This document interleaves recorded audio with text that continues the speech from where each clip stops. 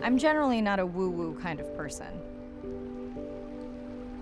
If I don't get something, I want to unpack it, get the facts.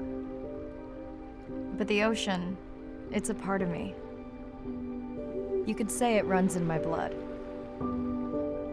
My grandmother was a freediver, an ama. She helped me feel its rhythm and understand how one breath could last a lifetime.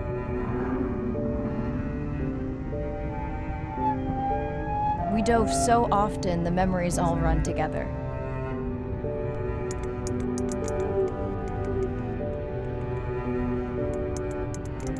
Except one. When I wished I could stay down forever.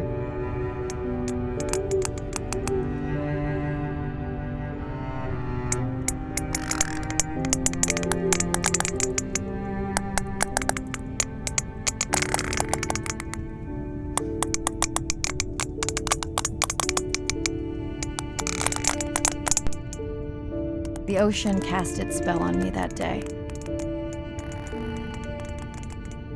And its mystery still consumes me.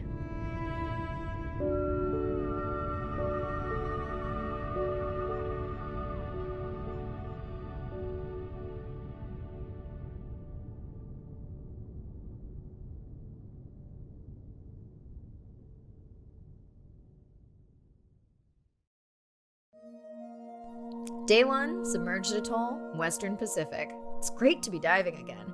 I'm anxious to find our sperm whale family and look in on our mother-to-be. I'm also excited to test out Andre's new tech. Ocean X is expecting a huge audience for our first live stream, given how bad things were in this region a few years ago. No pressure though, ready to dive.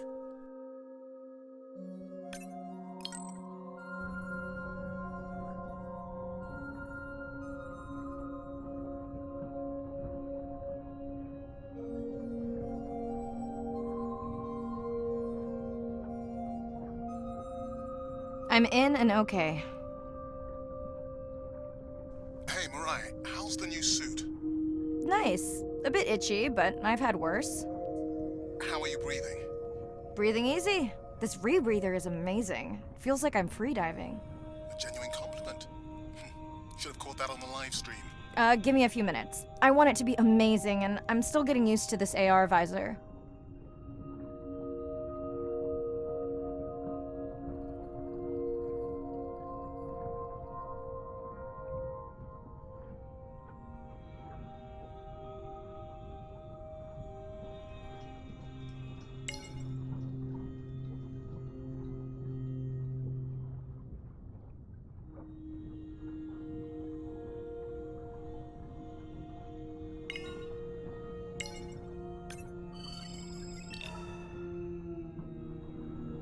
Done. How many scans before the AI is trained on a creature? It will vary. There are many factors that affect the confidence level of a match. So you don't know. Got it. Now point me to the buoy so I can try the hydrophones. I want to make sure all the tech is working before we stream. Irina, how you feeling? Haven't thrown up today. Well, it's still early. You gonna be okay with the live stream? I may let you do most of the talking. Once you reach the buoy, you can triangulate the sound of any animal. Clever. Thank you.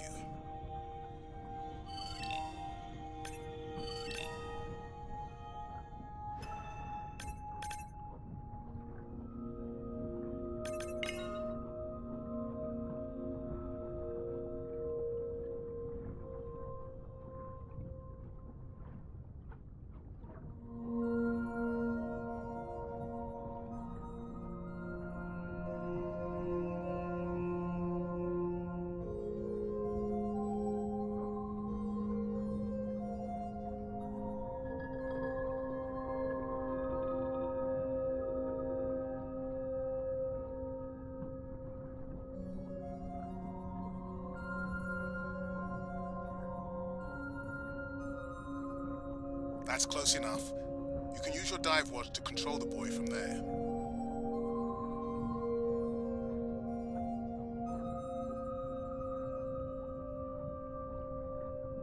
Refresh me on the controls? Move the targeting circle around. Each sound will get louder when you are close to locking in on an animal's location.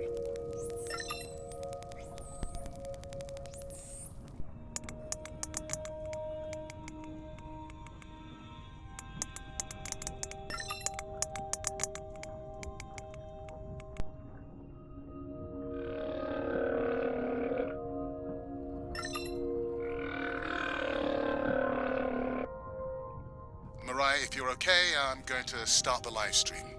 Let's roll. Welcome to the Ocean X livestream. I'm Dr. Mirai Soto, and I'll be your eyes and ears on this expedition. I'm joined today by two colleagues.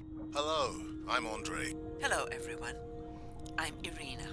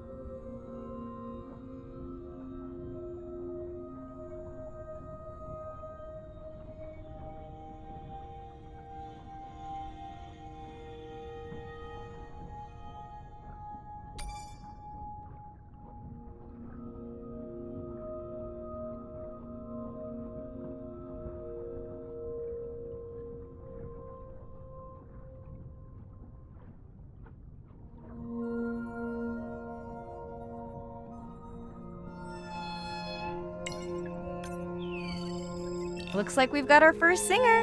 Fantastic. Hopefully on your next dive you can record his song to compare with other humpbacks in the area. Fun fact, in addition to being an engineering whiz, Andre is quite the musician. Are you still writing music? Not for years. Dry spell? More like raising teenagers.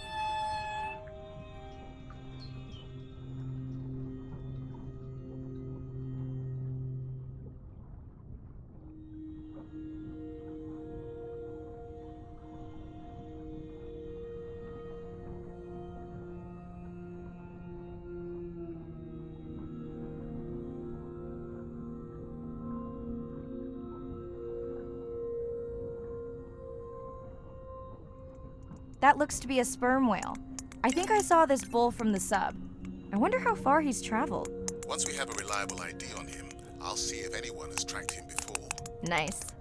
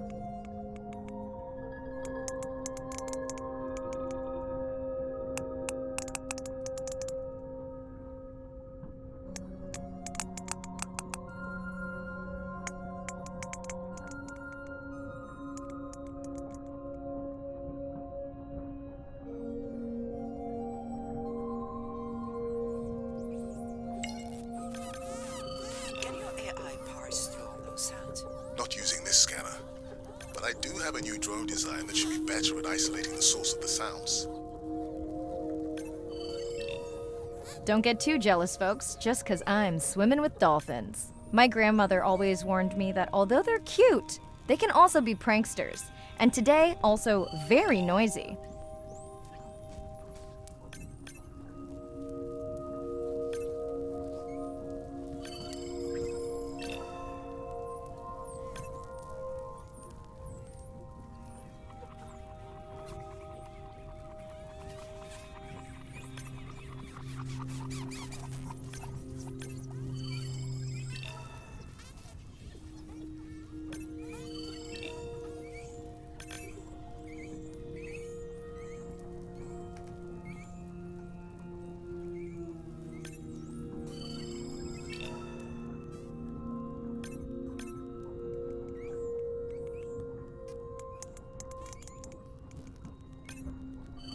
Done.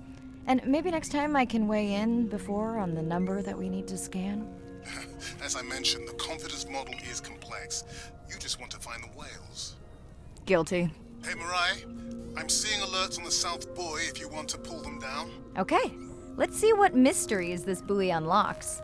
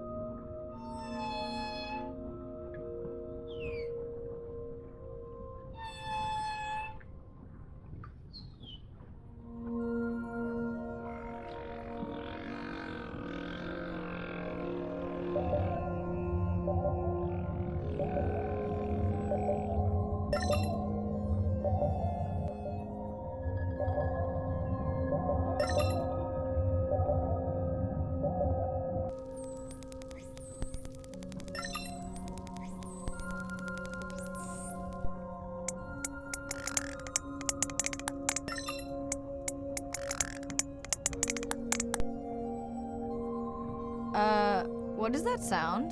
Did I break something? I've deployed acoustic modems to transmit from other sensors.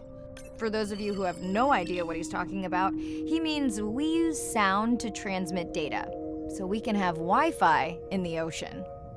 Impressive. What kind of bandwidth do we get? Like 1990s dial-up.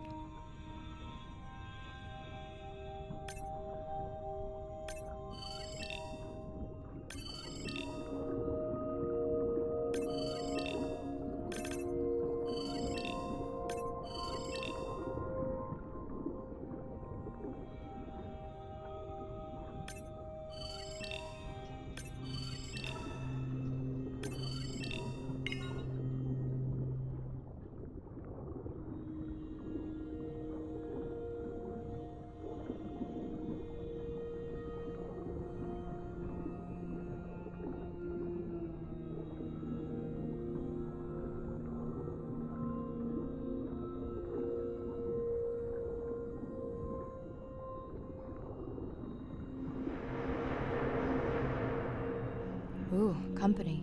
Unbelievable. That sounds too close to be outside the research zone. One of the waypoints went down. Do you think that's related? Yeah, probably.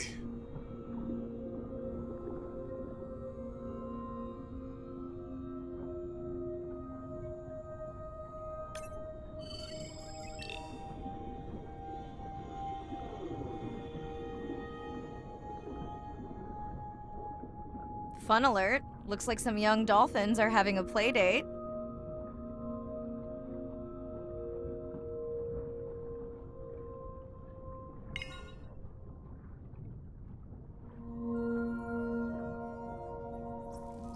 Hey guys, can I take a turn?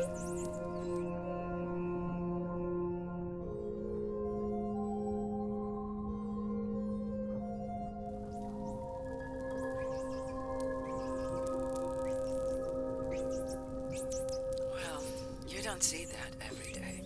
At least I don't. Frankly, neither do I.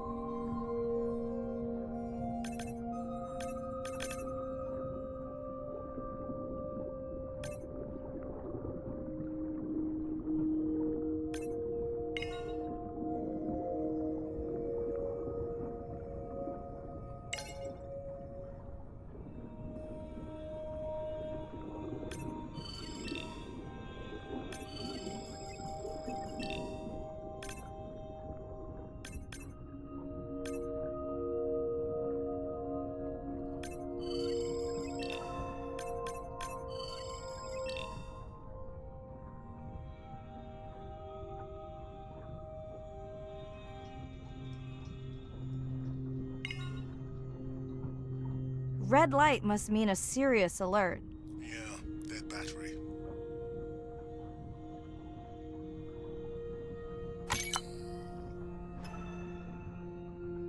Whoa, octopus. I think it went in that cave. I'd like to go in that cave. Let's be real. There's no way I'm not squeezing through here to follow that octopus. We'll definitely want to practice diver rescue at some point. Well, maybe.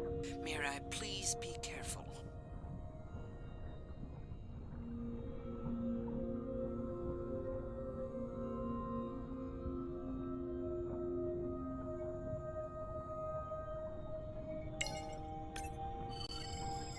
Hey there. Sorry to spoil your hiding place.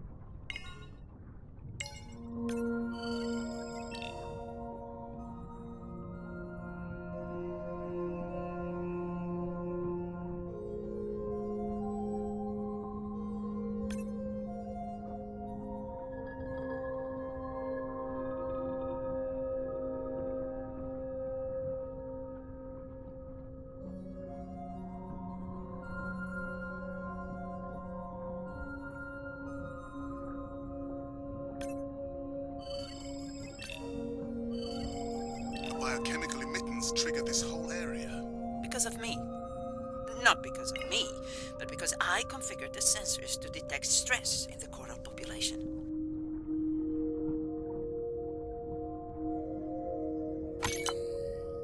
Okay, let's find out what's causing that stress. Mirai, please collect biosamples from any of the distressed corals. Happy to oblige. For those watching, these sensors help us understand what leads to resiliency in coral so we can help breed it into other species.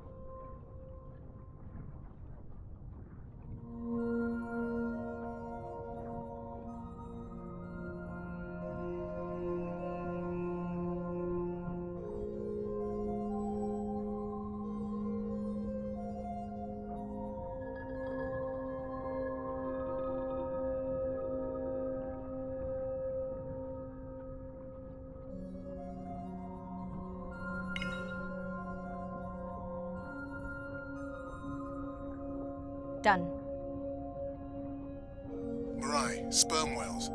And they must be your pod because I have a tag signal that is definitely ours. Pushing the waypoint. On my way.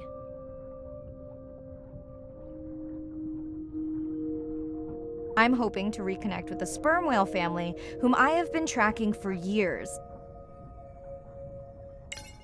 I'm excited to check in on our mother-to-be.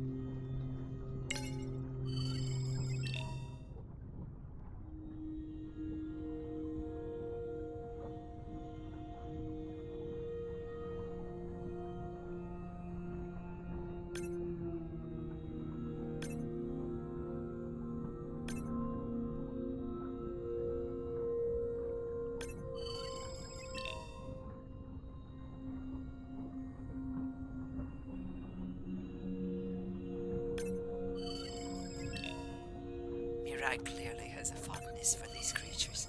She's fallen silent. Right. Let me finish scanning them all. I still don't see our pregnant mother. Done. Good. Everything all right? I am now. Look. Our mommy whale has delivered. Everyone say hi to her beautiful 1-ton baby girl. Is she okay? Right. Shh. She's nursing. I just wish all of you could be here for 1 second. Amazing. That is the end of our stream. Like, share, comment. Remember, we need you. All of us down here.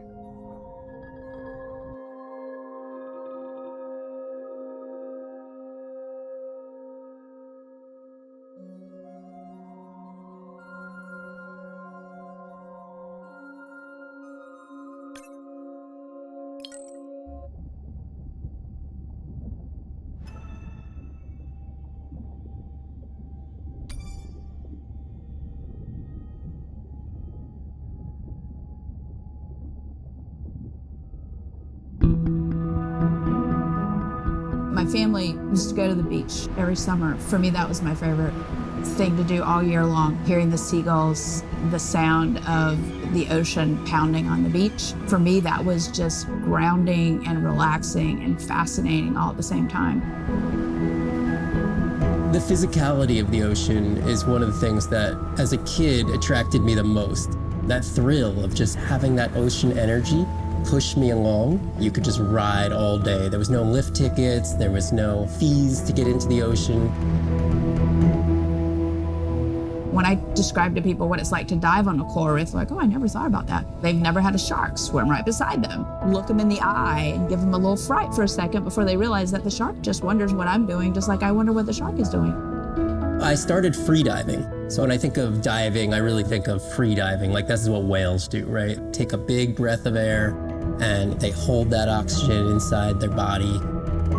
This ability to free dive down to where the scuba divers were, swim around and come back up, was just so free, nothing on, no equipment. I just love that. It made me feel like a fish. When I did my first submersible dive, I realized it wasn't just that I was meant to be out on ships. I was supposed to be in the bottom. I don't think anyone has ever measured endorphins in submarines, but I can tell you they're probably through the roof. The first time I was in a submarine, I saw that life down there and 50 new questions popped into my brain that wouldn't have come up because it was this immersive experience and I just felt it.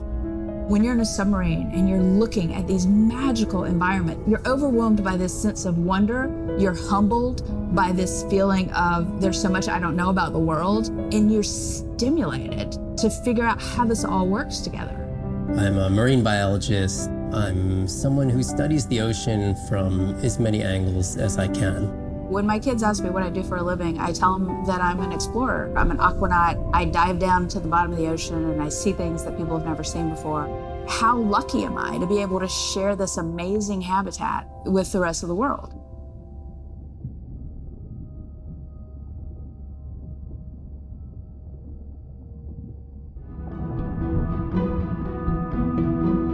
As a child, I had no idea how important the ocean is, that the great majority of life on Earth is in the sea, that the greatest diversity of life is in the sea. My name is Sylvia Earle. I'm a scientist, an oceanographer, an ocean explorer. I've spent years at sea aboard ships and thousands of hours under the sea. I've seen things others have not. If others could see what I've witnessed, they would know how much the ocean has changed, and they would know why caring for the ocean matters to everyone, everywhere. The ocean is Earth's life support system, generating most of the oxygen in the atmosphere, capturing much of the carbon dioxide produced by human actions. The ocean is the planet's living blue heart. Every creature has a story. Every one, whether you're looking at a little crab, or a starfish, or a shark. If people stayed on the shore and never got underwater, how would we ever know that fish, that they have communities, they have faces? Their importance as fellow citizens, as cultures, as amazing creatures that we can learn from. There's a lot of water we now know elsewhere in the solar system and elsewhere in space. But to have a liquid ocean with frozen polar areas, it's taken 4.5 billion years to shape the world in a way that is favorable to humankind. It's taken us about 4.5 decades to significantly unravel systems. No ocean, no life. No ocean, no us.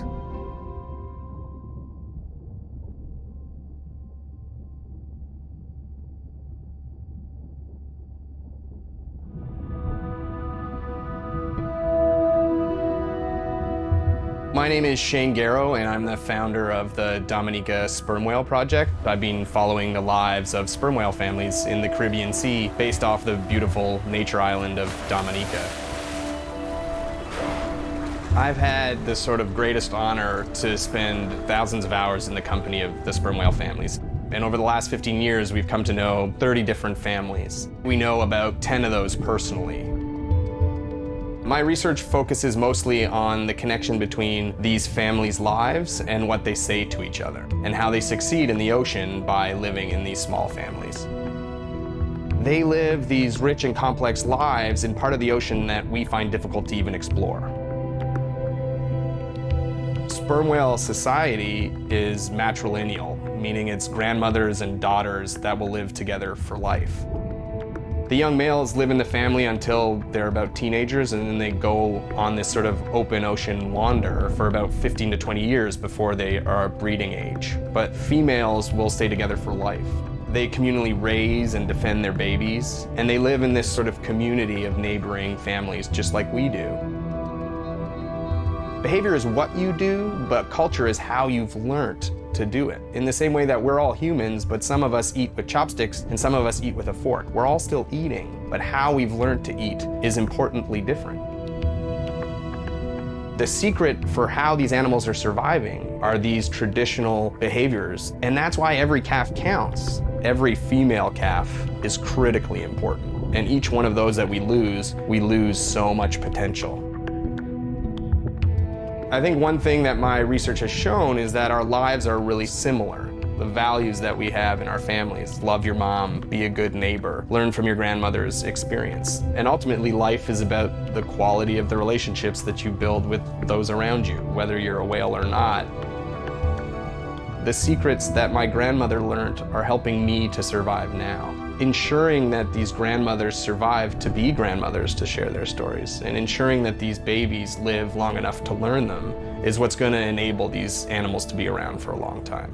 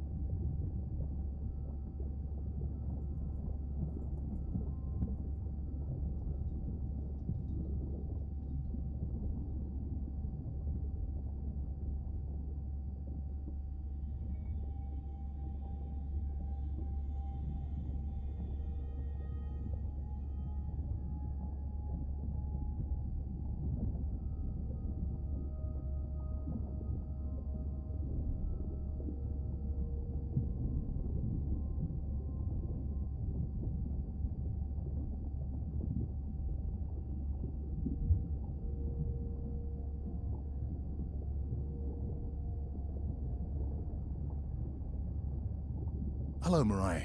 Thanks for checking in. Hey, Andre. Nice dive. How are you feeling? A bit tired, but I can't wait to get back out. Can you believe we found the family on the first dive? And they have a new baby girl. I know. Well done. Feeling settled in the sub? Has everything tested out?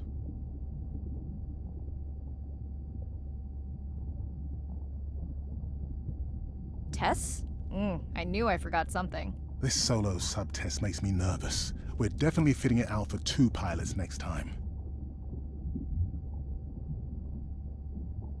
Didn't you help design it? Yes, but now you're driving it. I am much more careful with subs than I am with cars. Let's hope so. So, I have something I know you'll want to see. It's what the live stream saw of A12 and her baby. I didn't think you expected her to deliver so soon, though. I thought she had more time given her weight, but it was hard to know for sure.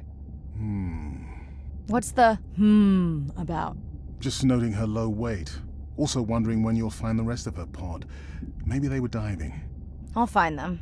Hey, I was thinking we should name the baby whale Andrea. She has your kind eyes. And my bald head. No, I'm putting her in the sim as A17. Ugh, you're so sentimental. Hey, where's Arena? Probably in the head throwing up. She threw up one time. Why are you being so hard on her? I just don't like the idea of using priceless expedition time to make pharmaceutical companies richer.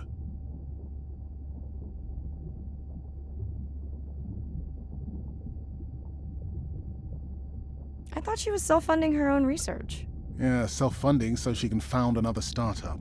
Besides, you know that all of her findings here will be open to the public. Is she gonna jump on the chat? She's reading a brief about that deep-sea mining impact study. Okay, I definitely don't have time to get into that with you. I gotta call my sister. No problem. Send Ren my best. I will.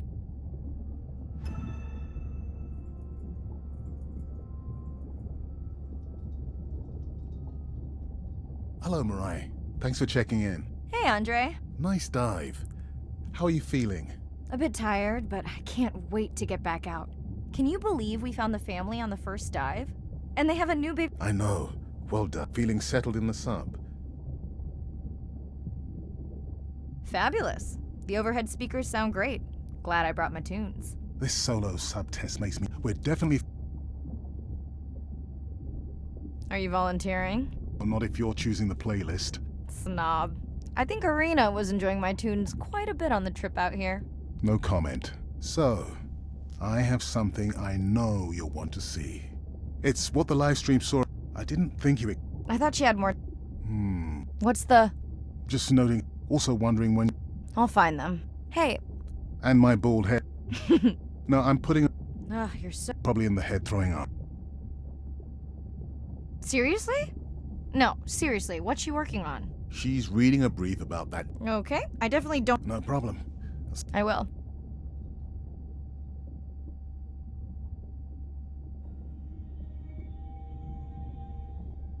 Hey girl, aren't you supposed to be 20,000 leagues under the sea? I am. I'm calling from the sub. That's crazy. Hey, did you show Nana my live stream tonight? School's great, thanks for asking. You asked me not to ask. Much appreciated. Hey, check this out. No way. Is that a baby whale? Mm-hmm. And her very, very proud mother. She delivered early. That's some view. You're really living the dream. Thanks. Miss you, though. How's Nana?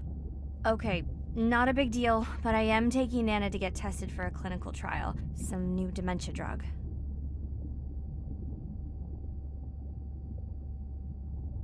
Why didn't you tell me you signed Nana up for a clinical trial? It's just an application. Maybe you should wait until I'm back. Can't. It starts in a week. I gotta go. Say hi to the whales for me.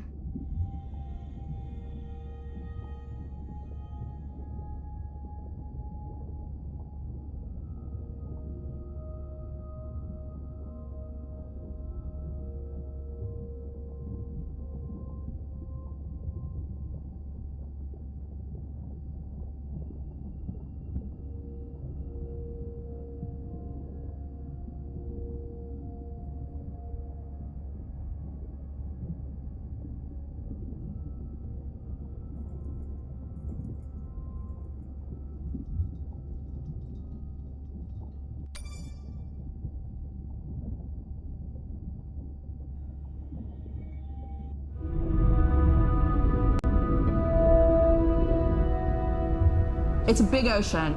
You gotta be able to see what's worth spending your time on. When I'm down there in a submarine and I'm seeing all these animals, it's always about which one of these is new, which one of these has not been seen before to science. Why did these animals come here as opposed to there, and where are they going? There are really tangible things that we can do now to start answering some of these questions, but as the technology develops, we can become more and more and more and more sophisticated. Technology is emerging on all fronts. We're using all this side-scan sonar and hydrophones to map things out. We can use these sound underwater surveillance systems to actually track whales and see them move all around the ocean. There's a new field called environmental DNA, where you just look at the sloughed off cells that are in the water to know who is there. Oh, the whale shark was just here. Can we follow it? And you sniff the trail of the whale shark's DNA. How am I going to understand a shark if I'm thinking like an old world primate? We're totally different. It took me several years to look at the eyes, to look at the hardware, to measure the light, and to build the camera so we could get all these hints into how that shark might be seeing the world. It's like a detective story.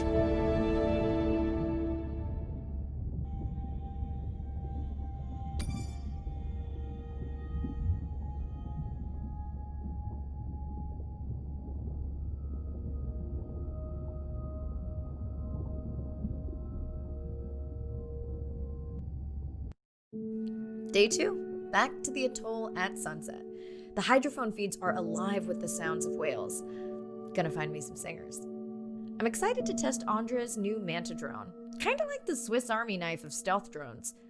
I'd love to spend the whole dive hanging out with baby Andrea, but miles to swim before I sleep. Ready to dive.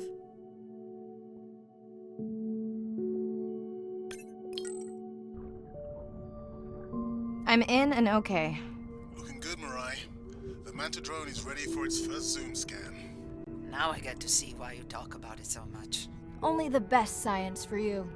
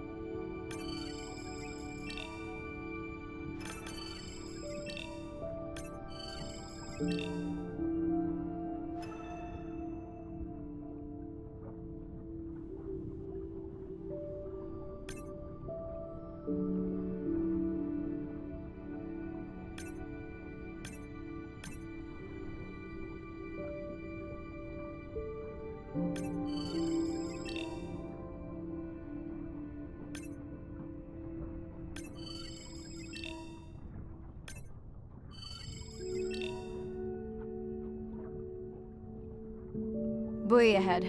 Bet we'll find some whale vocalizations. Well, I'm not taking that bet. You always find whales. You'd find them in your bathtub. What kind of bathroom do you think I have?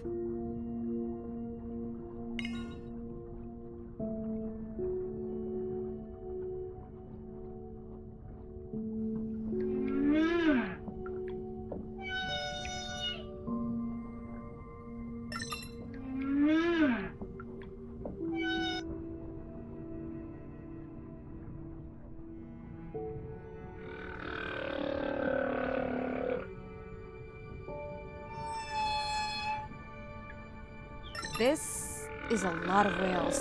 It's staggering the number migrating through this area. Hey, don't jinx it.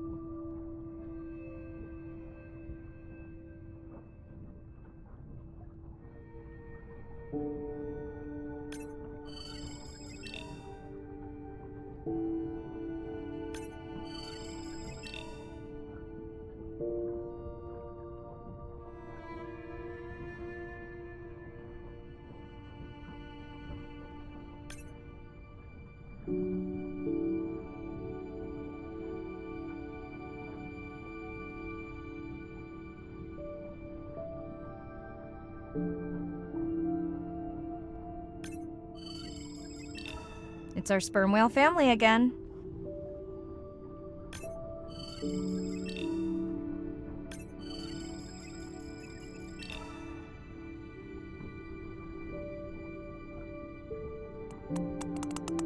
The manta drone will match speed with the creature, so you can concentrate on steering it around to find the places you need to focus.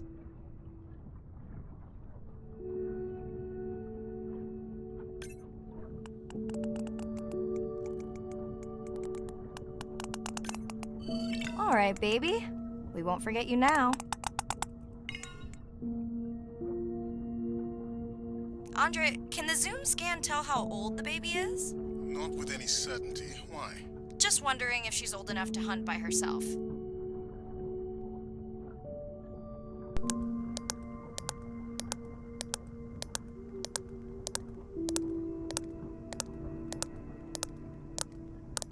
I wondered. She still seems pretty young to go that deep. Will she be okay alone while her mother dives? She should follow the pod.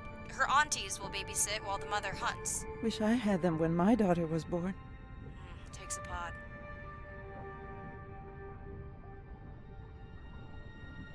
Mirai, why is the baby girl so important to your study? I'm hoping to follow the baby for years to learn from her as she learns from her family, and hopefully to watch her eventually become a mother herself.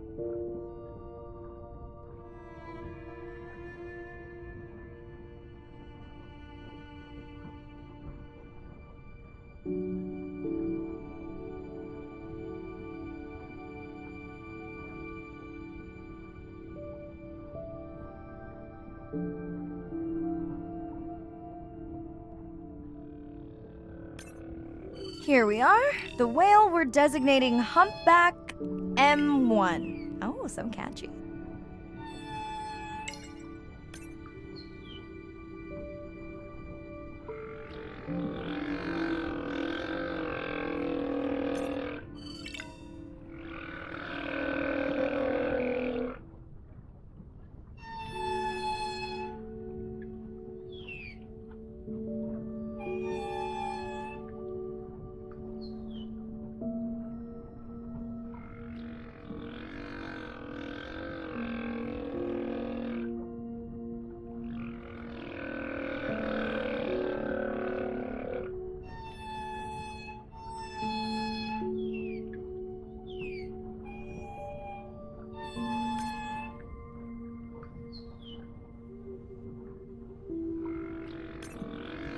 How will you know it's M1 when you see it again? Each humpback's fluke is unique. So M1 it is.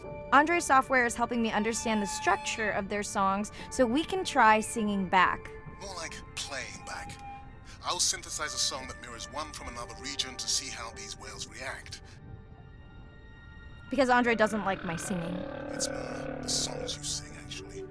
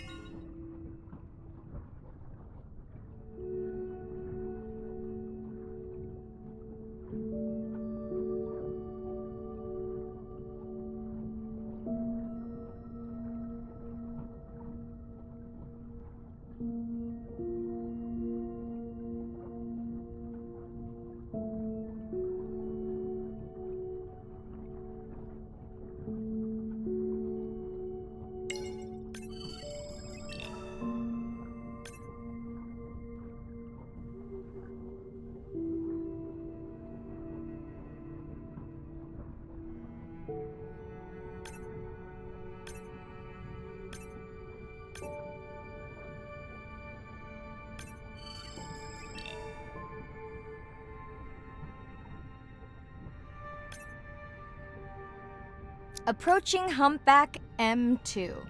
Looks like he's on a date. How can you tell? It's like they're dancing to his song.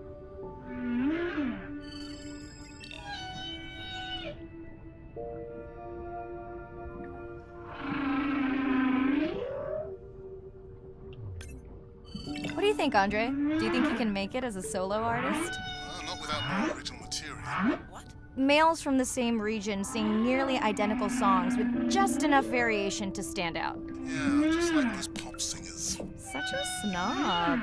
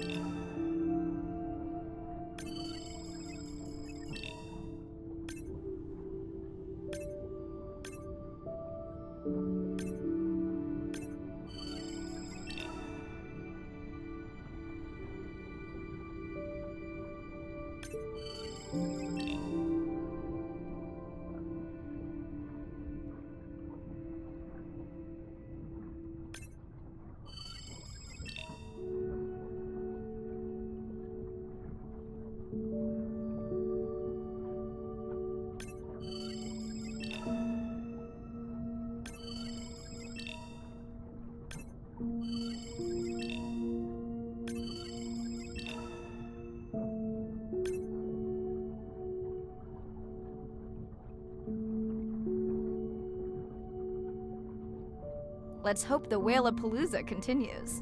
Wonder if they charge admission. Don't worry, whatever it is, you can take it from my budget. Someone's feeling better today.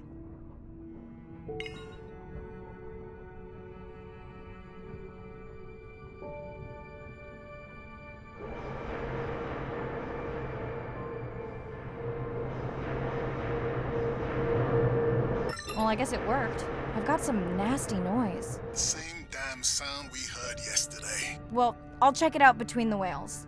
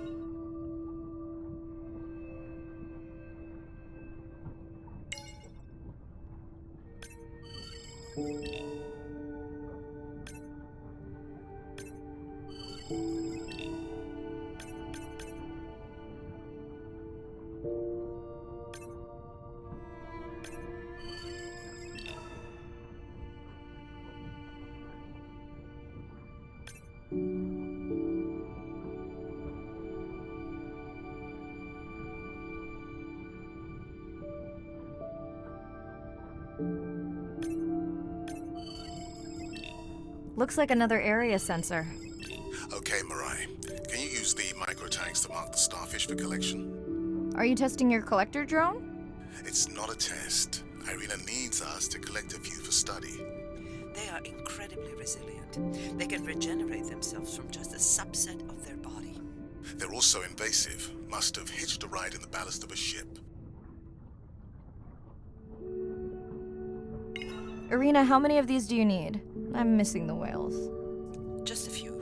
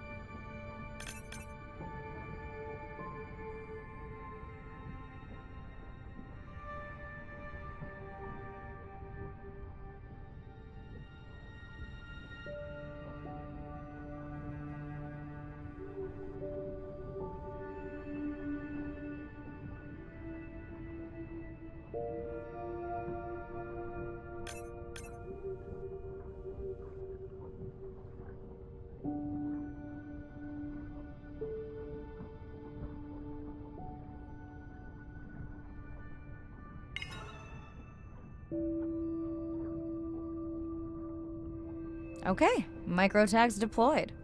Thanks, Mirai. That's plenty.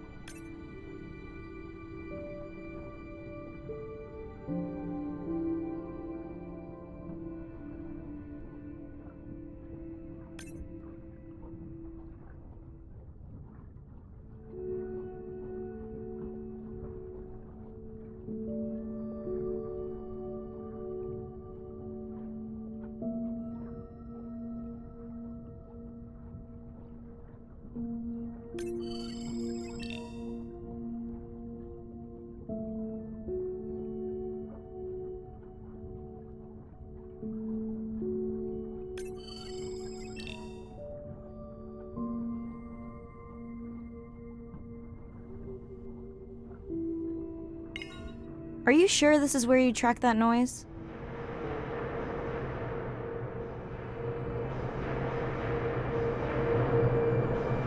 I don't know, Andre. That sound is loud, but it seems pretty deep. Can't see how it could be coming from a ship. Yeah, I agree. It also keeps starting and stopping. I'll figure out another way to investigate it.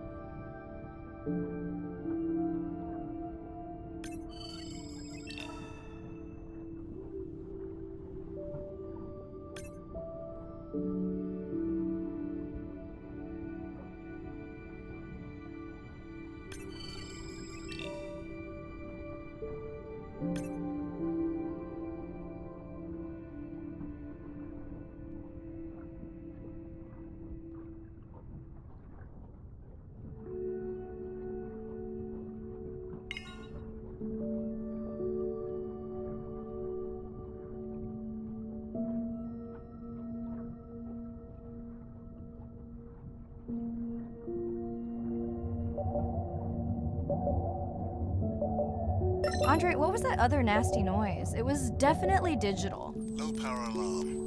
You need to pick up a sensor for servicing. It never occurred to you that a nice ringtone would be far less annoying?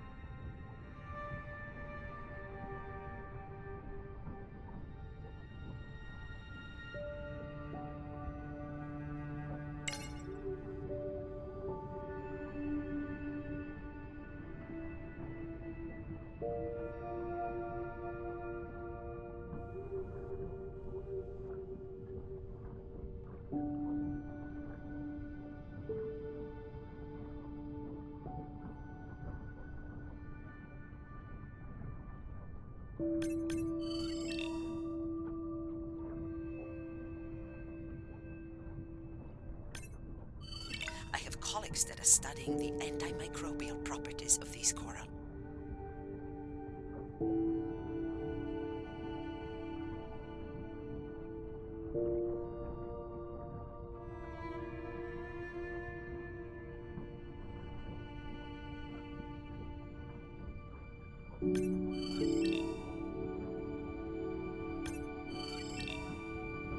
Mirai, please, please, get closer. You weren't this excited about the dolphins before. They're rubbing against the coral. Kind of a wellness visit.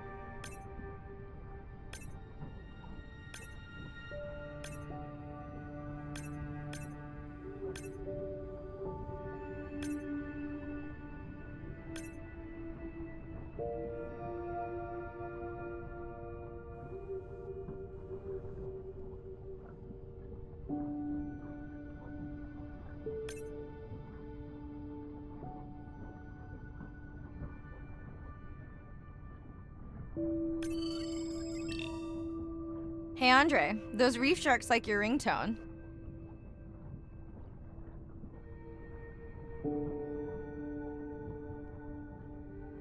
Will I be able to get the data off that sensor while I'm picking it up? No, it goes to sleep when the power is low to preserve the data.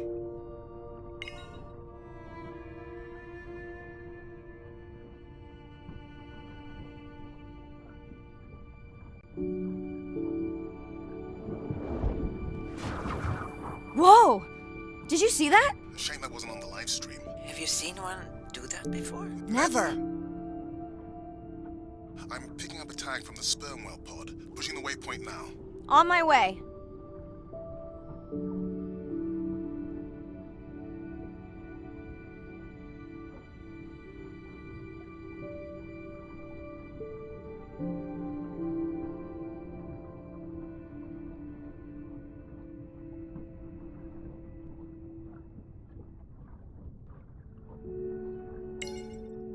Sorry, sharks. Mirai is off the menu.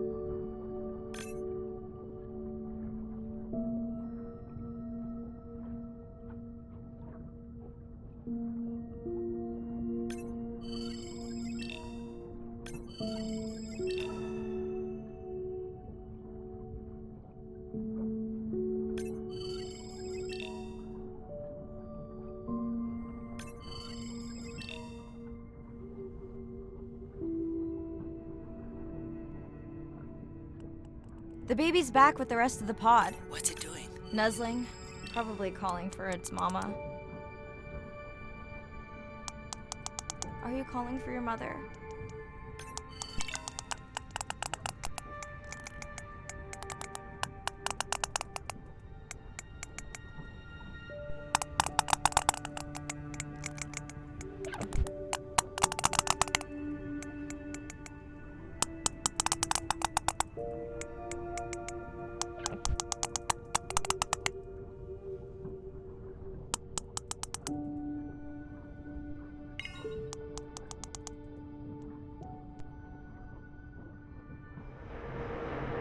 You've got to be kidding me. Yeah, I hear it!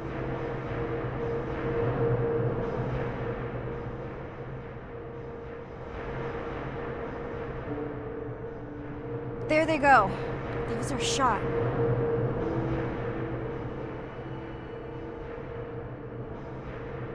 Can you send the sub to pick me up? I'm done for now.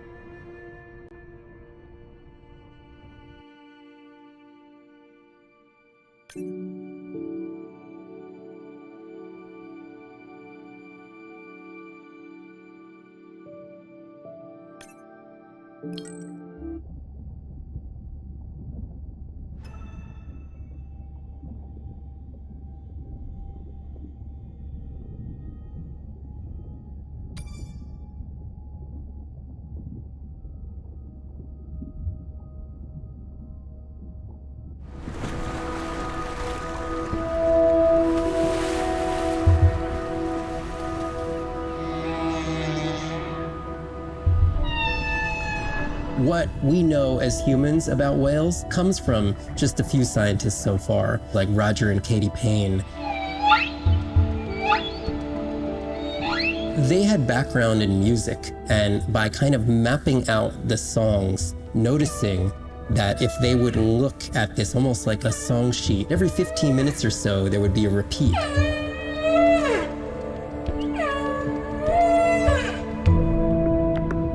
Only male humpbacks sing, but the function of their song is still mysterious. The general belief is that whale songs serve the same purposes that bird songs do, as ways for males to advertise for mates and to challenge rivals. But why they change their songs is still unknown. Taking that information from whales and passing that to us humans was one of the most transformative pieces of narrative to feed the Save the Whale movement and maybe save some whales from extinction.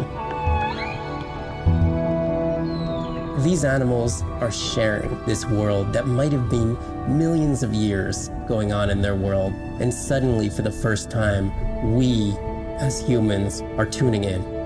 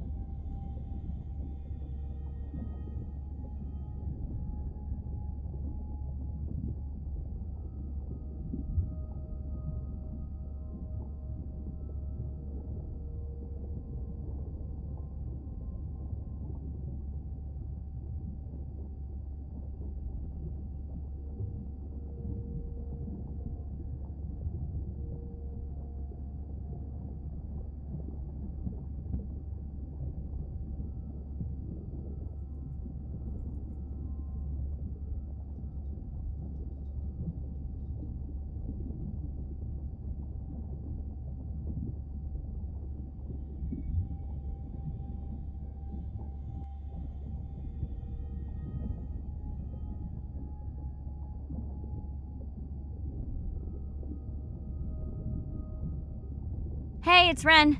Leave a message at the beep. Is there actually a beep? Hey, Ren, why's your phone off? You said this was a good time to call. Ignore that. Someone was messing with my whales today. I was just hoping I could vent to you a little. Let me know if there's any update about Nana. Ooh, and we had a whale-apalooza today. Anyway, give me a call when you can. The whales say hi back.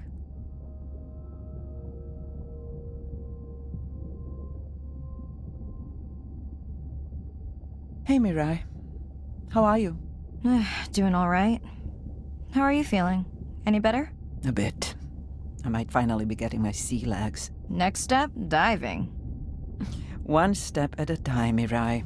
Okay, but I promise you, it'll change your life. Is Andre with you? No, just me. Andre is analyzing some sound files in the other lab. I think I may have upset him.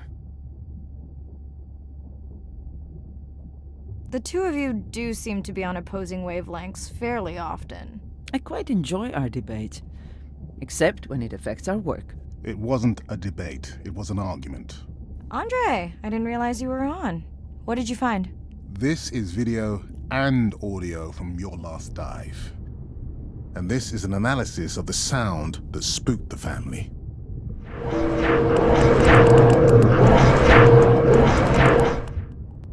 And this sound is from the Canadian marine acoustic scientist. I think the findings are pretty clear.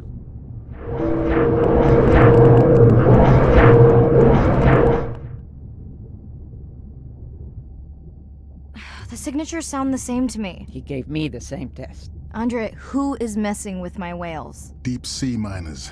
Here? In the research zone? It's off limits to commercial activity. And when has that ever mattered before? We don't know that they are in the research zone. They may be just outside it. We knew they were doing an impact study nearby. What are they after? That might give us a clue. They're looking for rare minerals to make solar panels. Could the sound cause trauma to the whales? The acoustic specialist said it might push them to quieter hunting grounds, but was unlikely to cause acoustic trauma. So what's the move? We should use our mapping drone to investigate their activity. And this is where our debate turns into an argument. We need that drone to map the deep sea vents before Mirai dives there. The biochemistry of these vents is the perfect cocktail for creating new life forms. If there is illegal activity there, we have to stop it. Otherwise, there will be no life forms. Why spend our short time here policing rather than researching? Let's be scientists. Mirai, your dive, your call. I'll dive in the vents without a map. Nobody messes with my whales.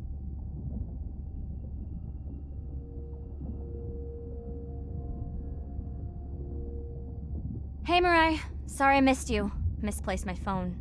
Whale-a-palooza? Is that a real thing? Tell whomever annoyed you I'm coming for them. Hey, nobody messes with our whales. Does your submarine have sonar? Maybe you can find the bad guys with that. No word on Nana's thing yet. Miss you.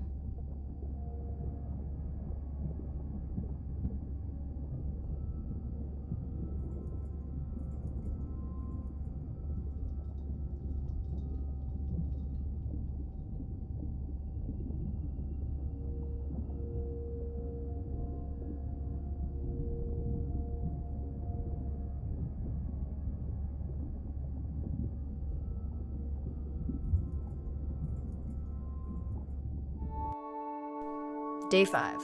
Open ocean, east of the atoll. I'm ready to play back a coda sound to Andrea to see her response. I'm definitely worried that the family has gotten smaller. Not sure if they were just spooked by that sound or if something else is going on. Staying hopeful. Ready to dive.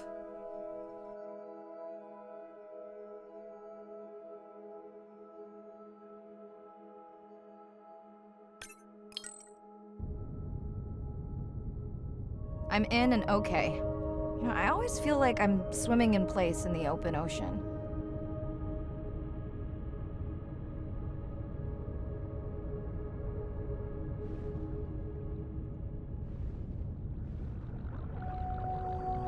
Think the Explorer drones will flag me as biodiverse? You're not what they're looking for. That's what everyone says.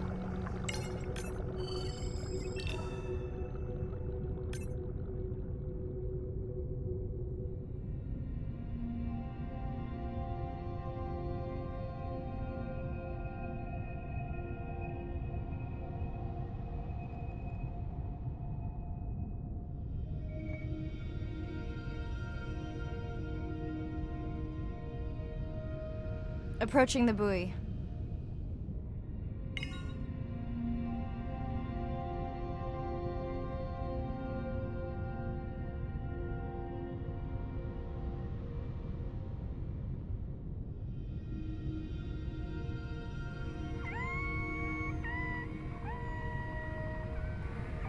Hey, a newcomer.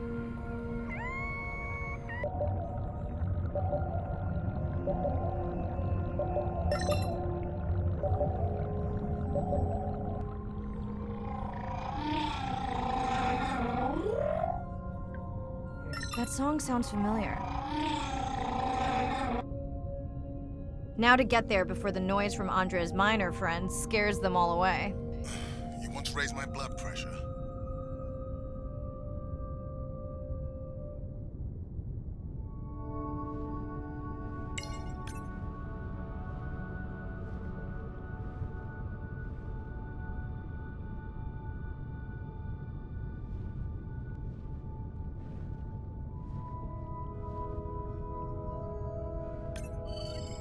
I was not expecting to find orcas here. They don't look like killers. Top of the food chain, just like us. Minus the urge to destroy ourselves.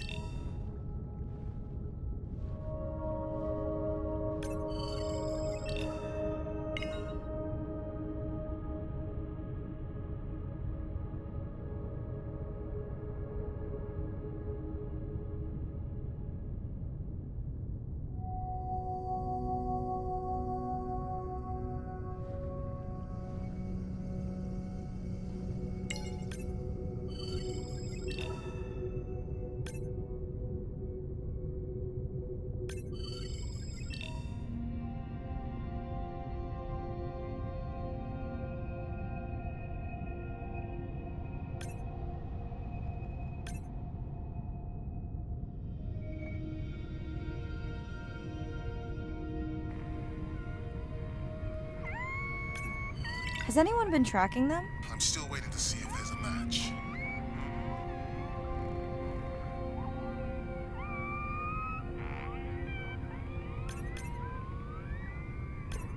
Hello to you too.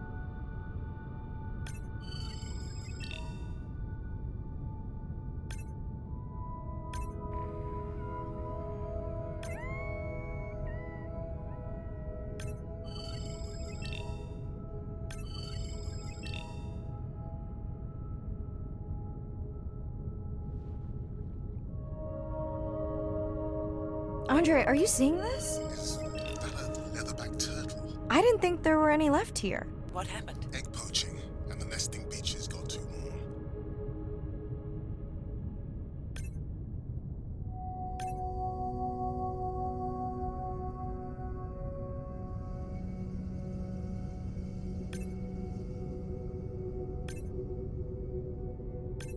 Biosample acquired. Do you think your turtles are making a comeback? Well, I wish I could be optimistic. It's just as likely our turtle is taking the long route home to somewhere else.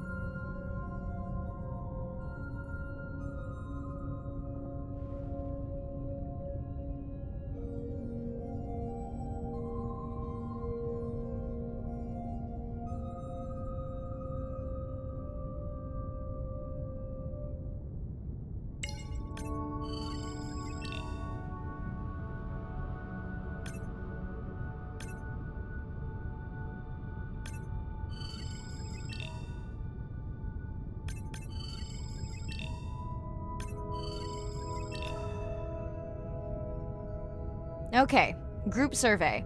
New or a repeat?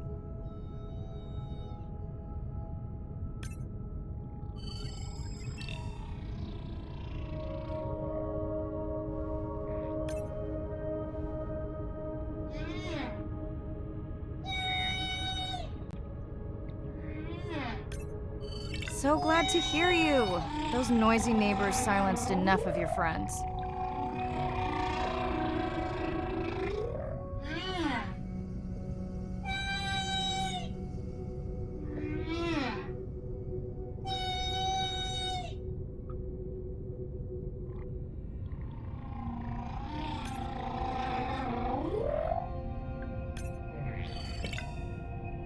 New whale! We'll designate this one M4, because why mess with a good thing? The sounds don't sound like the prior sounds. These are more social sounds.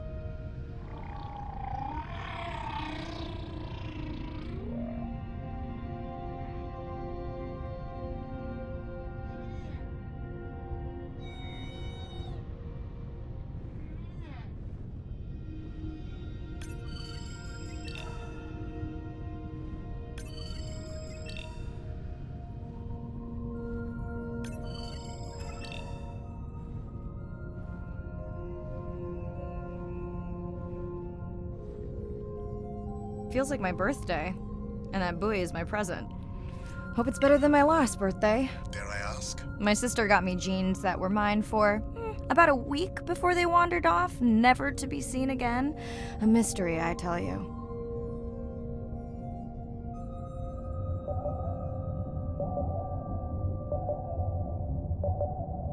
Did you not charge any of these batteries before you put the sensor in? It's not a battery alarm, it's the drone.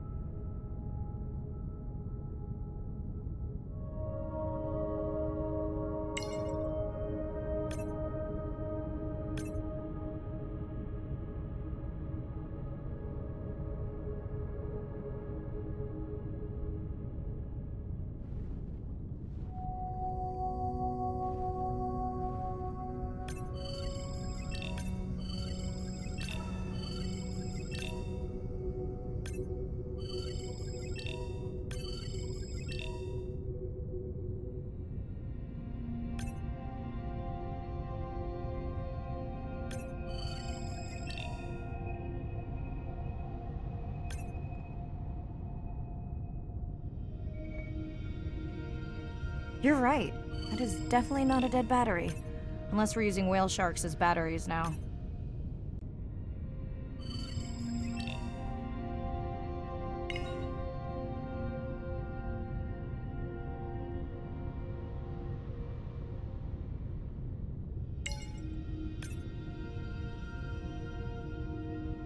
There's already a tag on it. Then scan the tag. Sure, like that was obvious. I'm leaving another tag.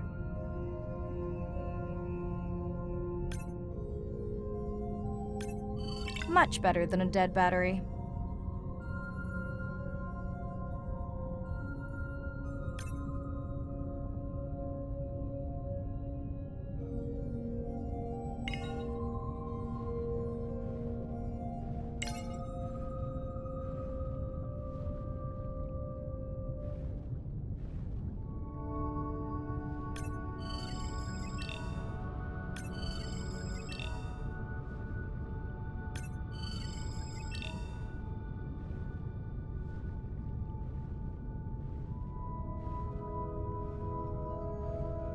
Dolphins. Always showing off.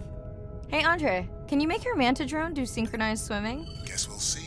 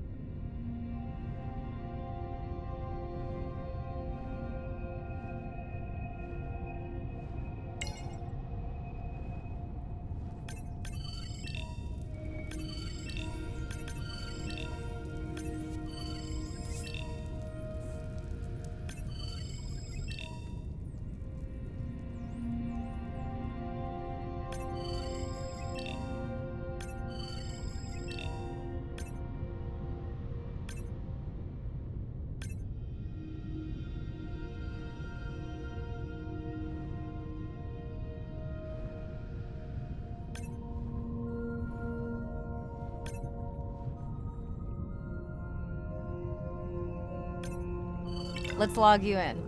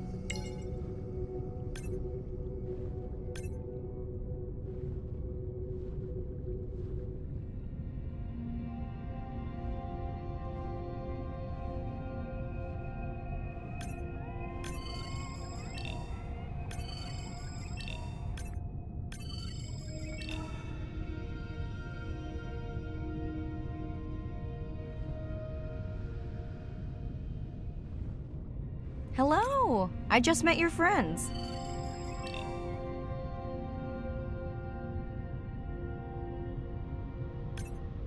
Pretty low weight. Irina, do you think this one could be sick? I'm honored you believe I could tell from this distance that my knowledge of disease extends to all species. Fair enough. We sure no one's tracking them? Nothing has turned up.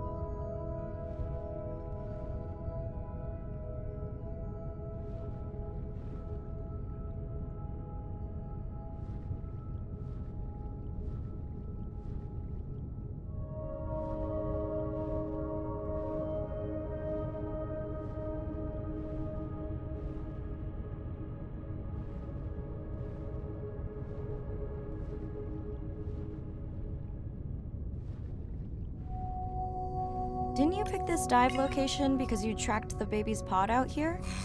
I said they were heading in this direction.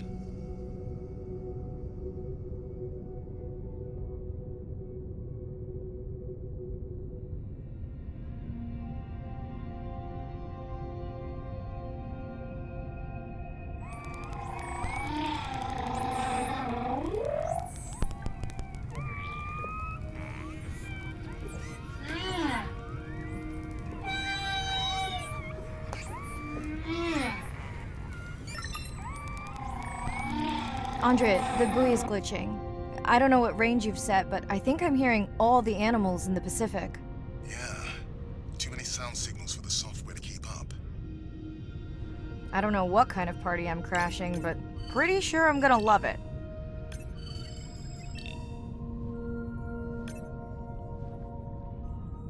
What is happening? It's a bait ball. Humpbacks? Orcas? Very unusual, but everyone's gotta eat. Are you safe down here?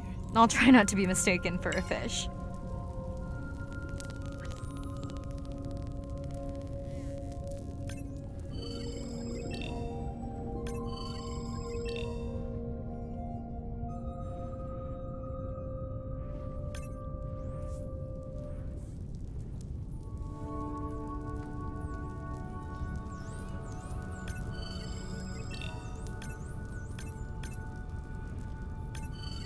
Of course dolphins show up. Never like being left out of the action. They want leftovers. Good luck to them. They're up against bigger stomachs.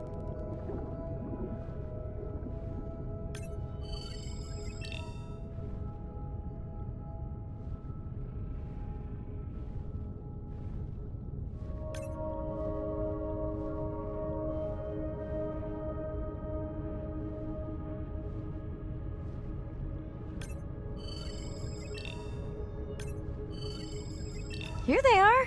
You were right, Andre. I guess I didn't just swim across the Pacific for nothing.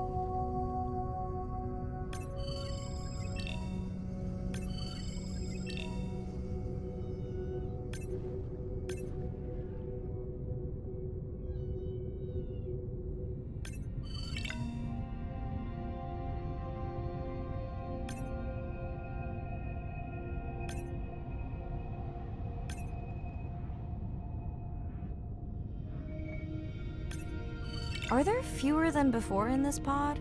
Or am I just getting faster at tagging? No, definitely fewer. But maybe the others are hunting. No, don't leave me. Well, the mother stayed with the baby this time. Okay, ready for playback? I've prepared a coder you can activate from your dive watch.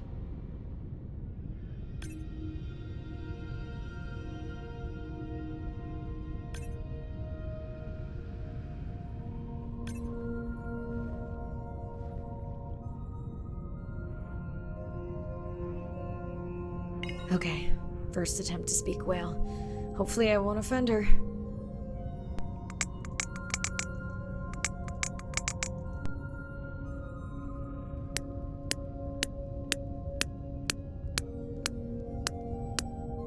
Echo clicks. I could feel it across my body, just checking me out. First contact. She zoom scanned you. You have no idea what that felt like. She was looking right at me. Whew, you have no idea.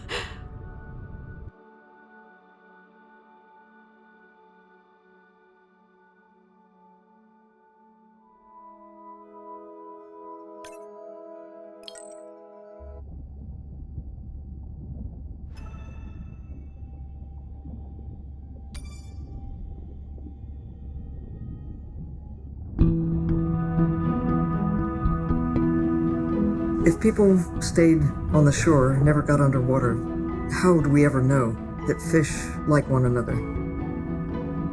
When you see fish interact with other creatures, like the octopus and the grouper, who go fishing together, they communicate in ways that we don't know what they're saying, but they know what they're saying. They've been on the earth for hundreds of millions of years. They've had a long time to figure out these close relationships. Sharks actually might prey on dolphins in a natural setting, but when they are presented with a bait ball, then they work together for this common goal to feed on the fish. We had very large bait balls spread over probably half the size of a football field. We had mobula, we had dolphins, the bait was shifting everywhere, animals were coming in, moving out, just moving so quickly. So we have some orcas around the bowl and also under. So everybody works together as a team, herding the fish. Males, female, everybody is doing this, and they will eventually share the stunned fish afterwards, which is pretty amazing to see. There is no competition, so everybody's working together and everybody is sharing the prey afterwards. It really takes a long time of being in there, watching the same species of fish to figure out these really interesting things that they're doing. So I think that there's probably a lot of really interesting behaviours out there that we haven't even discovered yet.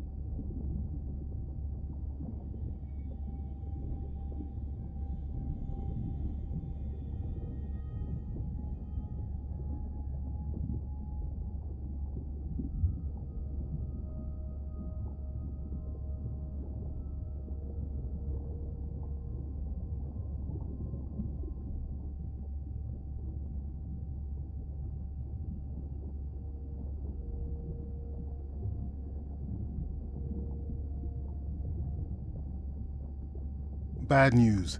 The drone we had tracking that intrusive noise, it's gone. Lost contact hours ago. I'll keep monitoring the hydrophones for that noise, but as of now, unless the drone resurfaces, that's all we've got.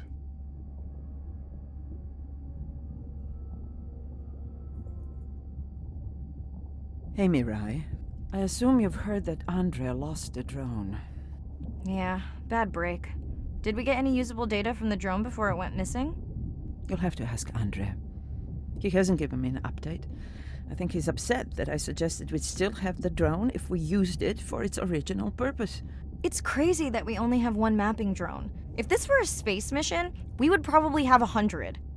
You sound a little frustrated. Is that with Andre or the drone situation? Both.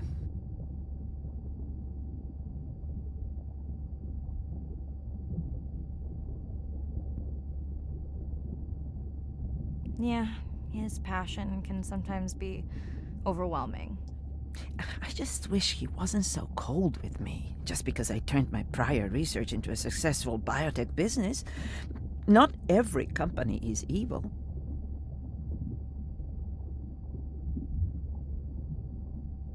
I know. Those miners have him agitated. It's nothing personal. Hopefully that's true. Was that a yawn? Did you get any sleep? Not really. Between the drone and staying up to chat with my daughter, I spent most of the night staring out of my cabin window at the moon. My grandmother loved to take me freediving in the moonlight. It was magical. It's like the whole ocean glows. Sounds like a fun grandmother. She was. Is. She's alive, but suffers from dementia. Sorry to hear that. Thanks. Nana moved in with us after our mom died. I was 12, Ren was 4. Are you and your sister close?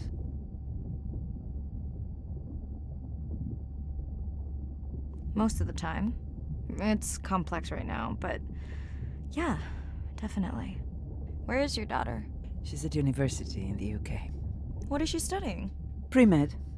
But she also has a passion for music. She has been playing in the same indie band for years. What's her music like? Hard to describe. I'm sure Sophie would love for you to check it out. I'll send you her latest single. Ooh. Isn't your sister also at university? My sister, took a break for a few years, but she's back now. There's a story there. Not my business.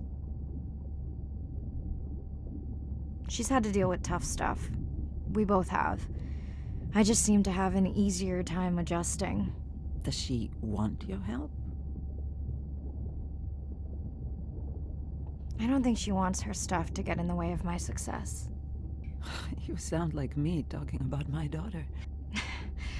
Yeah, complex. People are messy. That's why I study whales.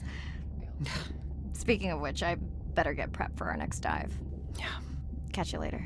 Yes, of course.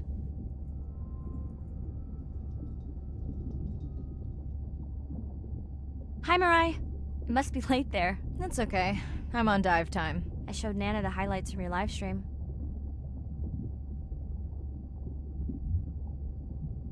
Yeah? Did she like the whales? It's hard to know. She did huff at the dolphins, though.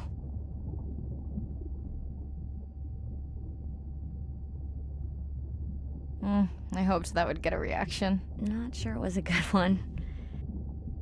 Are you doing okay with her? Kind of. You do this better. Did you want to talk about next semester? When you get back. It's complex. You know, I can look at coming back earlier. That's crazy talk. Go speak to your whales. Gonna try. Catch you later.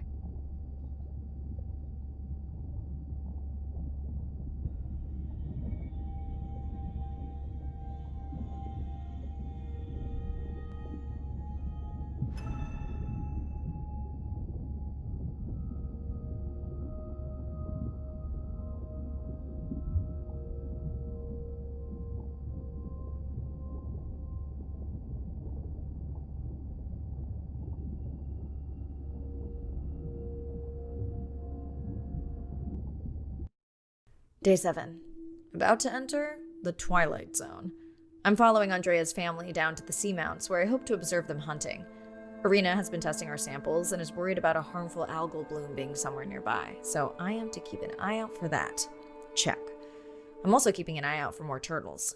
I know they're out there, ready to dive.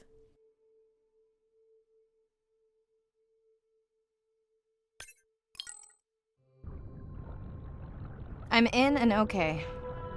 And we're streaming. Hello, everyone. Welcome, or welcome back. I'm diving near a seamount region, also known as the Twilight Zone, because it is just beyond reach of the sun. And we'll be taking some questions live, so be nice. We'll also be testing a playback system to interact with whales.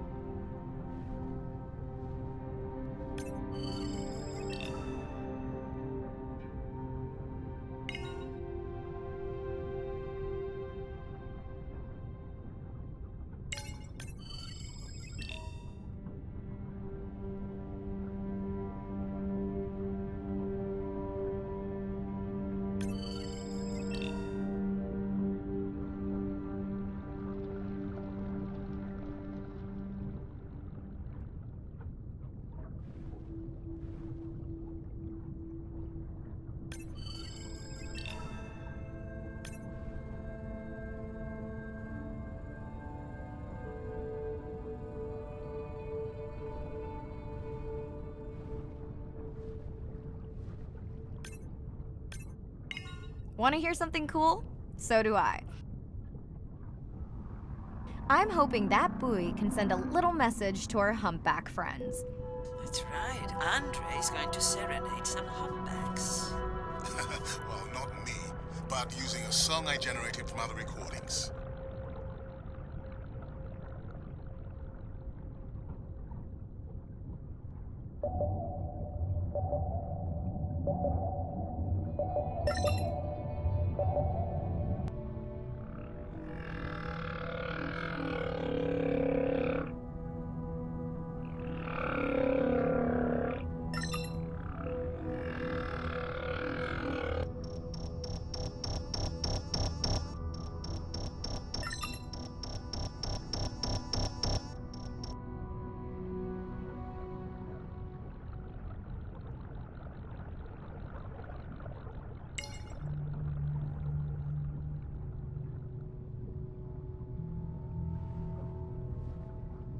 Okay, time to see if any humpbacks respond to our song. Jordan wants to know how you will know.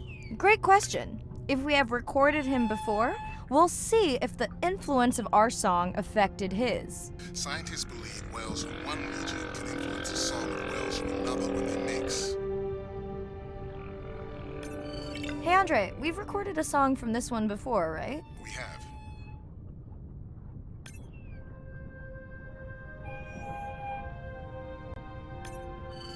quickly can you compare his two songs? I need to wait for his song to complete at least one full cycle. And how long is that? 20 minutes, maybe more. Wow, that's a long, slow ballad.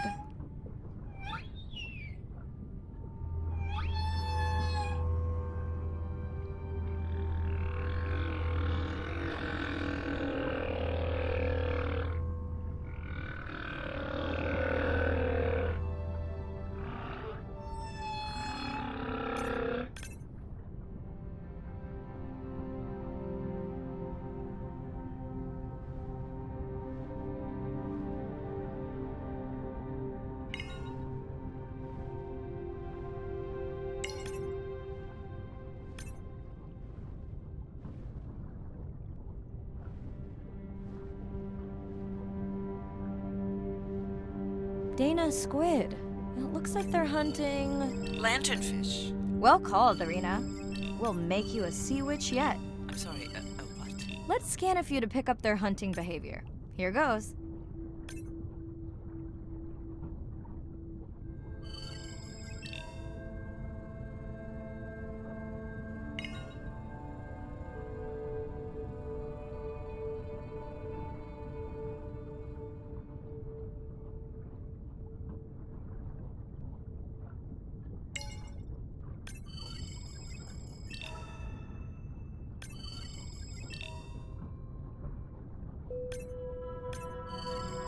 Scott from Denver wants to know if they eat each other. Some do. I think this one was upset he missed out on his prey.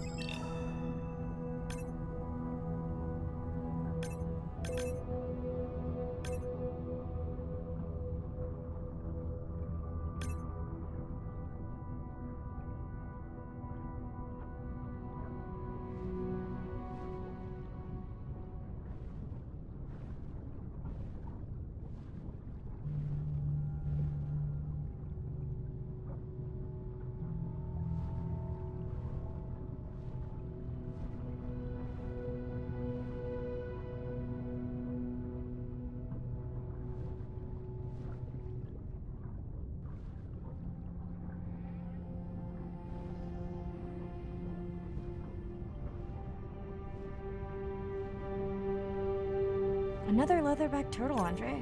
And feasting on some moon jellies. That is odd. Is that the same one we saw before? It looks bigger, but let me zoom scan it to be sure.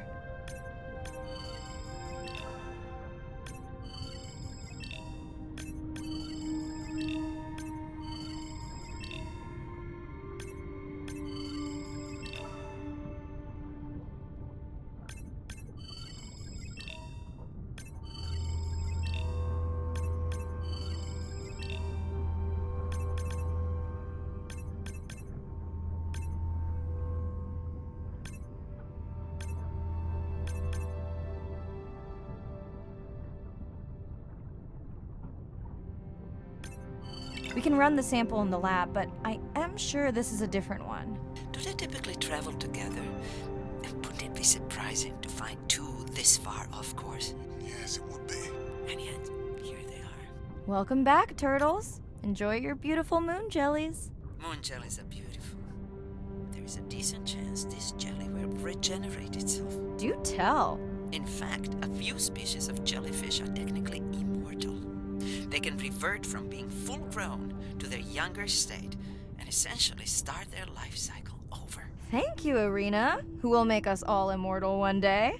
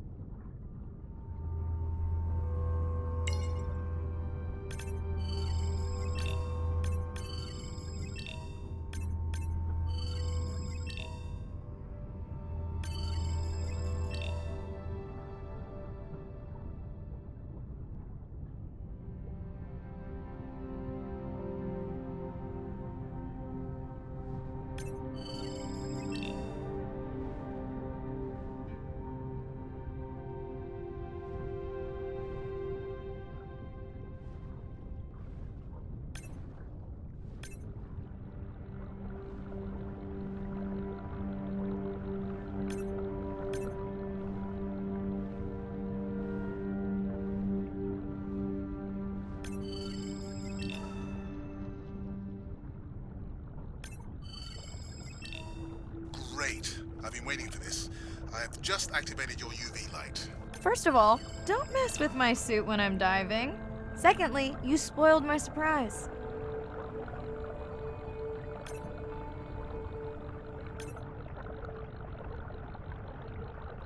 What am I looking for here? Oh, one of our sperm whale tags must have fallen off. Andre, you really need better glue for these. I don't use glue. I've tracked down the tag. It's in a cave. I wonder how it got in here.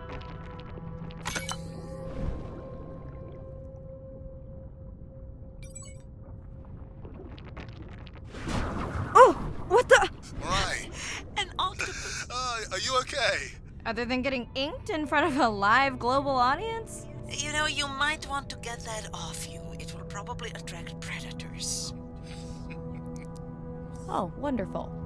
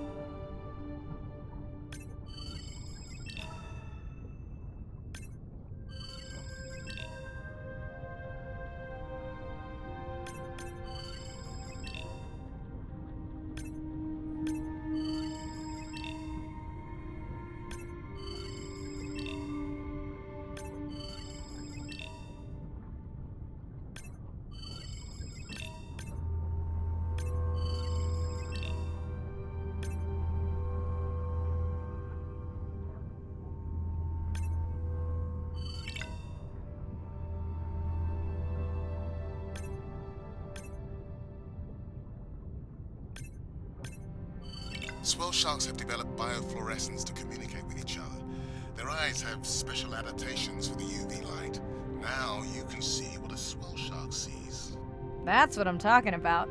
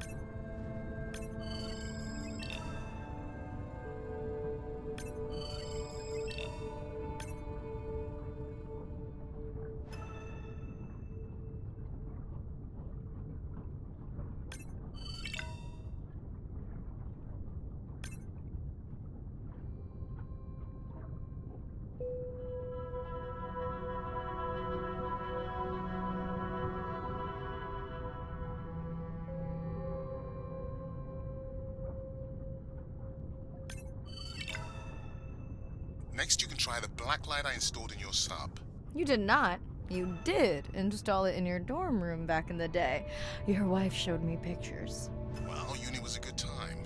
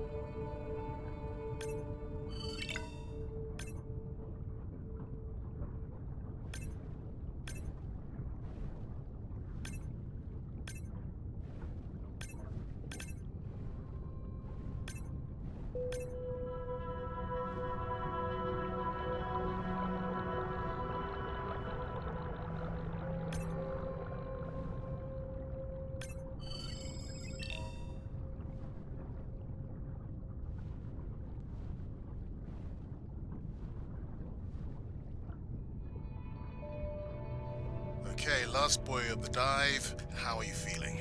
Chances of suit holding out until the end of the dive? Good. Hope of seeing if our humpback song had any effect? Well, You know this, but for the viewers, science is not magic. It takes patience. I'd like to believe in a little magic.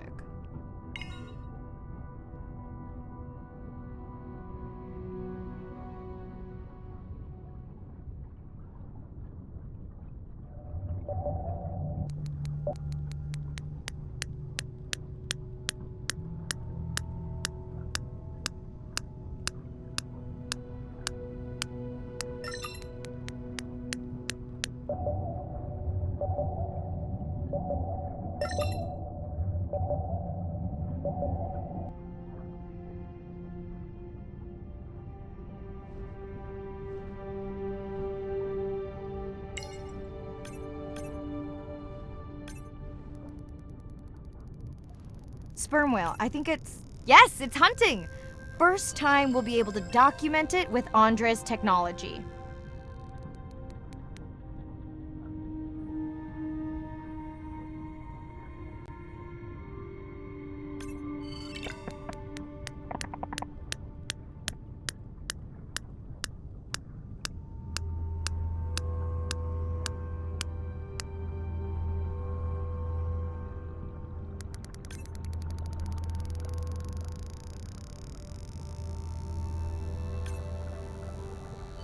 Come on, come on.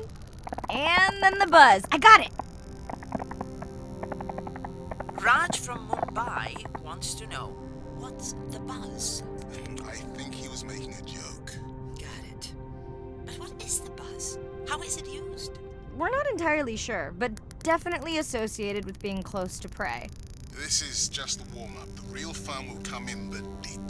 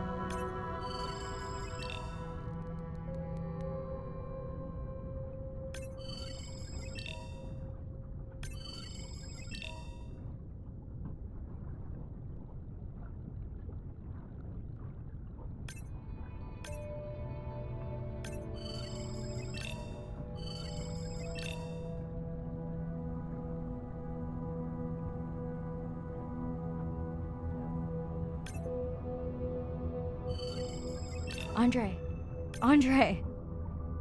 Well, there's no way these little ones are thousands of miles off course. Right, Andre? Give him a minute. Right. Let's scan a few of these to get their gender.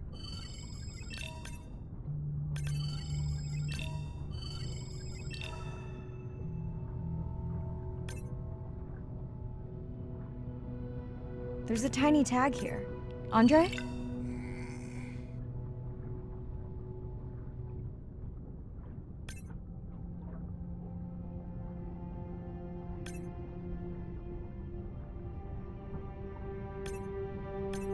Chen from Shanghai wants to know why you care about their gender. Well, their sex is determined by the temperature of their nests. Warming beaches wiped out the turtles in this region. Believe in a little magic now, Andre?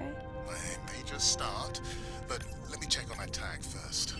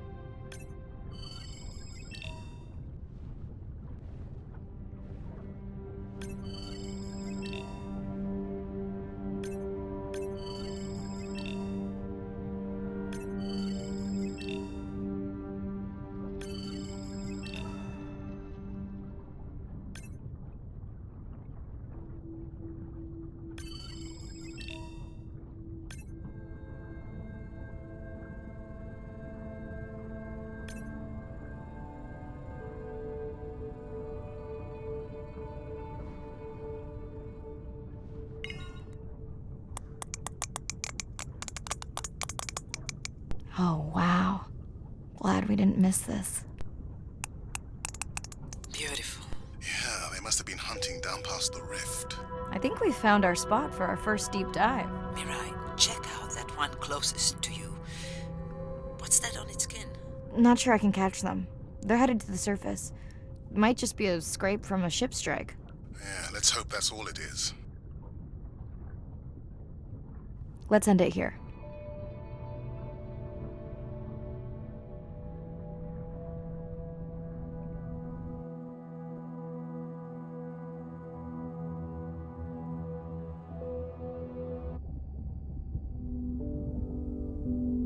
I know it seems like Andre worries about everything.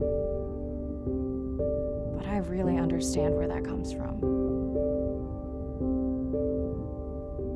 Everyone's seen the pictures, but I can tell you it was really tough to be doing hands-on work when we were losing entire species. For me, it was the whales. But for Andre, it was the turtles. I stayed to help him. Several of the other scientists did as well. By then, only Andre's protected nests were the ones producing turtles in the region.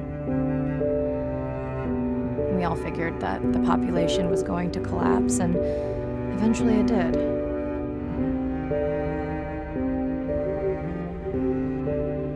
But seeing this large man spend day after day carrying tiny turtles from the nest to the water, it inspired us to stay.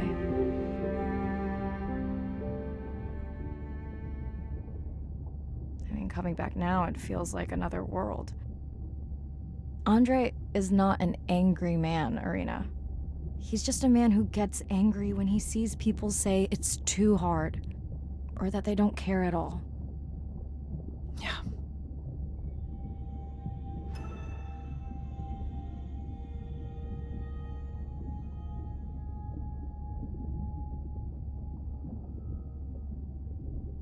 Hi, Mirai. Sorry to miss the post-dive brief. I've been listening to our humpback recordings for hours and got myself in a kind of funk. Actually, I started listening to the humpbacks and then switched to Miles Davis. Anyway, I don't see any clear sign that our playback influenced any of the other whales yet, but I just know we're on the right track. I'm sorry to be in such a mood. Don't know what to make of those turtles or what's going on with our sperm whale family. Right. Catch you in a bit.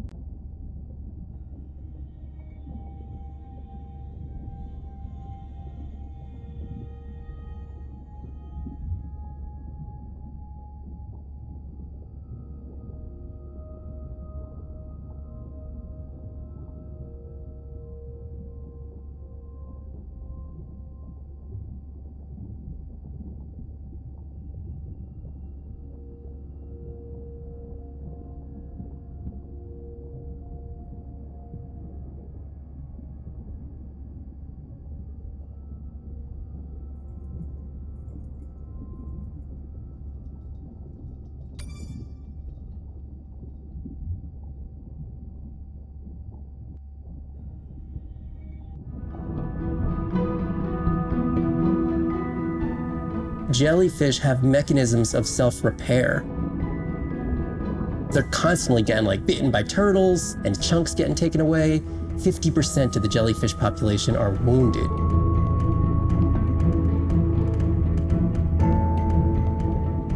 So they've gone through 500 million years living, persisting in the ocean in simplicity, and they've come up with some remarkable ways of living. There's something called the immortal jellyfish and how they age, aging in reverse, which we're just beginning to understand, where they get old and then degenerate back into a youth again. In understanding the gene pathways and how this happens, this could look at, humans. We don't have this capacity to age in reverse. It's like Benjamin Button, and it's here. And it just takes the kind of focus and dedication to look at that jellyfish and to grow that jellyfish and to figure out how to use the best available scientific tools to get at this question. It's just about kind of looking super deeply and letting the secrets unfold.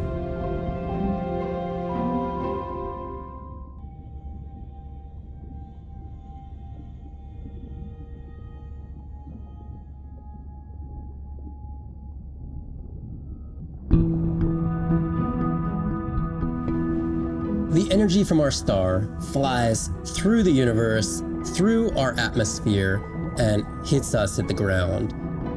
But now, when we go underwater, the ocean properties of water are like pure blue filter.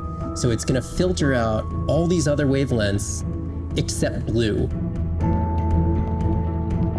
As you go down further, it's primarily blue, blue, blue till 700 meters. And at that level, there's still faint photons of sunlight in the blue range. And we call this the twilight zone. And there, animals are still perceiving a tiny little bit of our sun's energy. Below this, it's got 24/7 darkness. And it turns out that there's a ton of color vision down in the deep. So it's like they're making enough light down there to be able to be satisfying all the eyes of the deep sea creatures. So it's not this totally dark world down there. It's still light. It's just the animals are making the light rather than the sun. We've designed all this technology to kind of satisfy our visual hardware. As I started looking at other animals, they have totally different hardware. And I've been looking at everything through these silly little primate eyes. We have to overcome our humanness to jump behind the world of a shark or another creature and see the world from their perspective. We found a biofluorescent shark, and it only sees right at the blue-green interface. So it's really just tuned to a very similar spectrum to the environment it lives in. This fluorescence was creating greater contrast for the shark. It's like this endless well of information. We're at the very tip of the iceberg.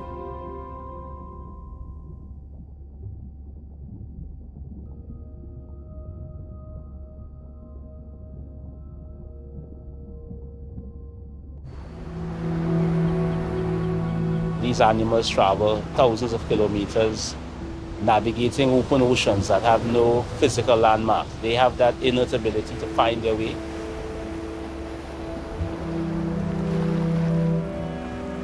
They're only sharing our beach for a short point in time, but they need protection because man has brought an ancient species to near extinction.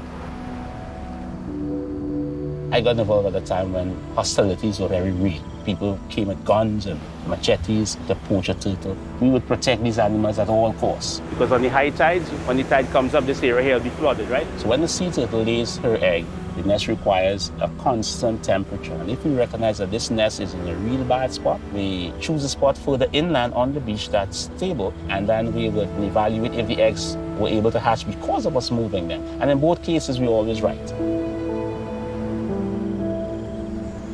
So as the villagers began to benefit from the tourism that turtle conservation was creating, they saw that the turtle was worth more to them alive than dead. The children really love sea turtles. We educate them, but we involve them. And by so doing, we get them to a level of interest where they want to become actively involved. When we first started this conservation work, we would encounter at the height of the nesting season 30, 40 turtles. Now we encounter over 500. That's significant. Some people argue, well, that's nature. Leave them. Why protect them? But remember, humans have to intervene sometimes to help nature keep existing.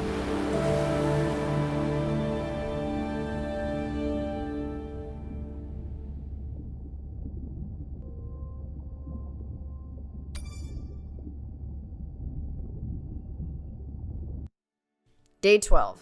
Spent the last 5 days on an endless series of depth tests of Andre's deep diving suit. Guess he doesn't want me to implode on the live stream. I do hope it's giant squid proof though. The mapping drone located a brine pool near where Andrea's family has been hunting. That is, before it went AWOL. Ready to dive.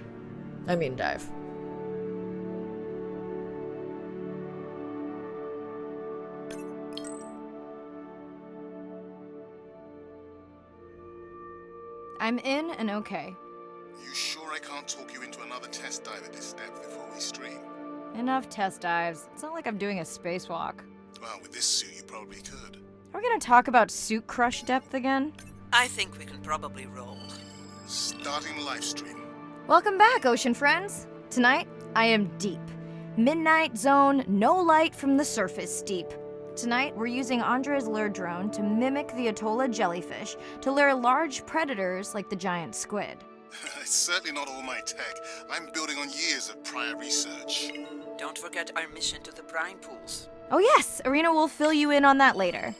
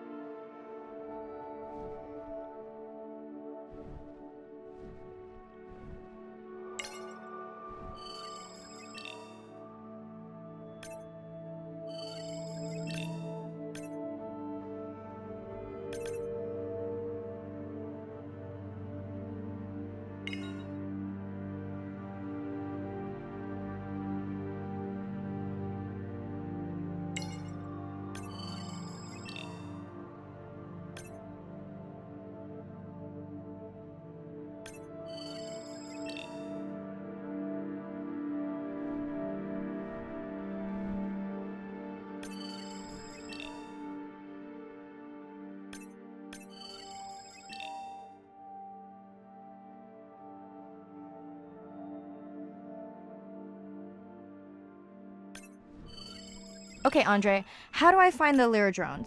Look for blinking red lights in the water column.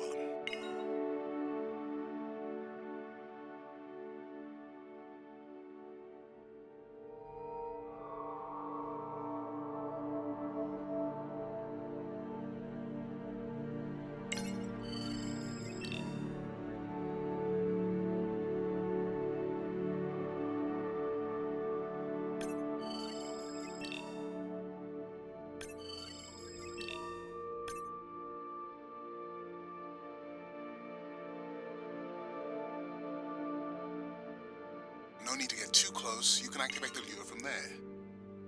Andre, have you done this before? I haven't, but others have. How long until we can expect the lure to attract a predator? It's hard to say. It's a big ocean. But if you lose patience, I would find some real Atolla jellyfish. I have a feedback system set up to improve the lure as you scan them. Of course you do. For those watching, we will be scanning these Atolla jellyfish to make sure Andre's lure matches the real thing. It does, but it can always be refined. Not much confidence in humanity, but plenty in himself.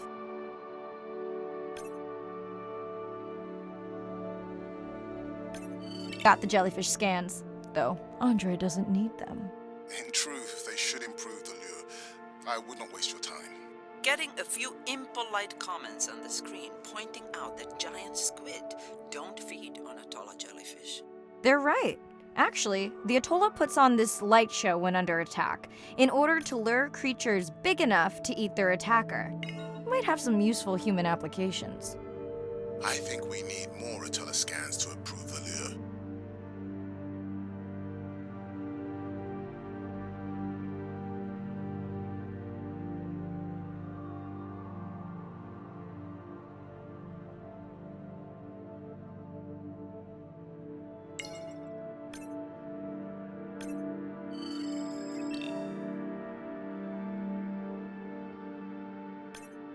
Okay, whose idea was it to live stream this particular dive? I am glad I can't see the comments. I would agree. My grandmother had a saying for times like this. I'm not going to try my grandmother's accent on a live stream, but loosely translated, it means if you get bored waiting for a giant squid, you can always go to a brine pool. That's a pretty specific saying.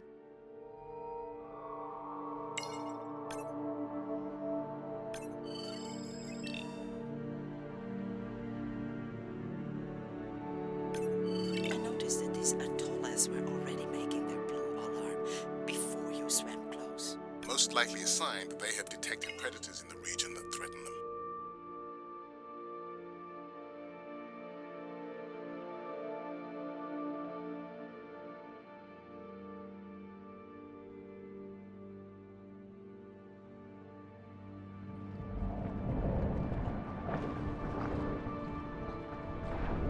Ah, that gave me a chill.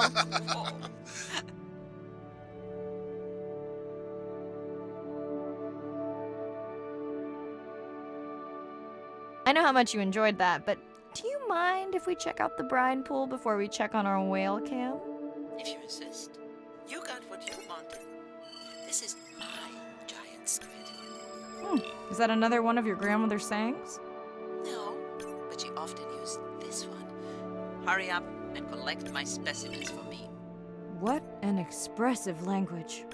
It's no giant squid, but I promise you, you won't have to wait to find it.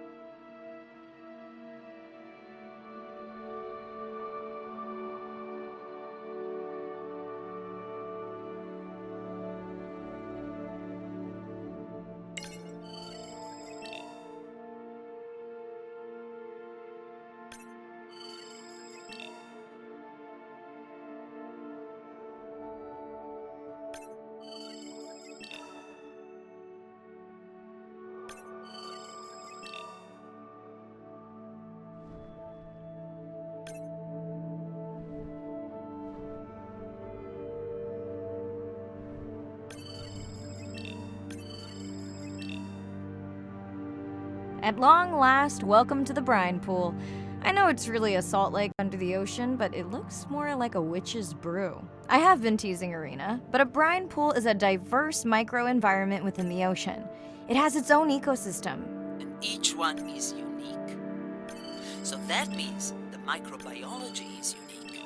And could hold groundbreaking solutions to human problems. Each time I take new samples into a lab here on this ship, it's this magical discovery moment where I tingle all over. I fund my own research so I can pursue what I know to be important. And people ask me, how much money are you going to spend to collect some bacteria at the bottom of the ocean? If these bacteria hold the cure for a disease that relieves even just a small amount of human suffering, how do you put a price on that? That is some giant squid.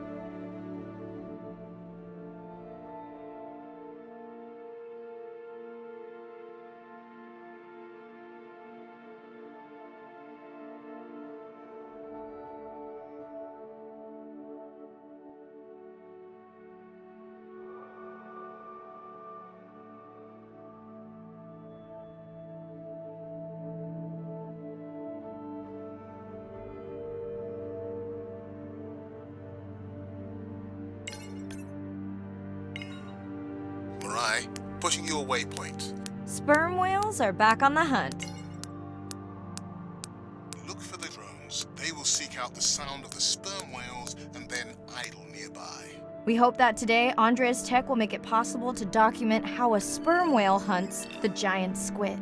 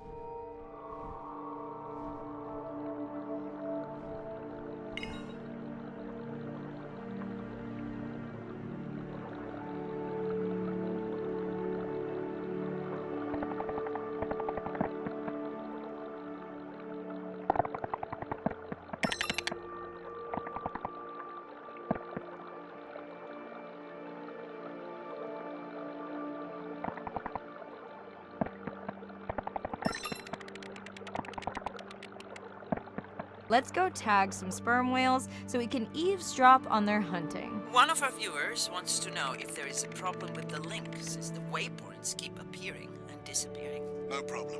The drones are in stealth mode, so they will only track the whales by sound. I better swim fast.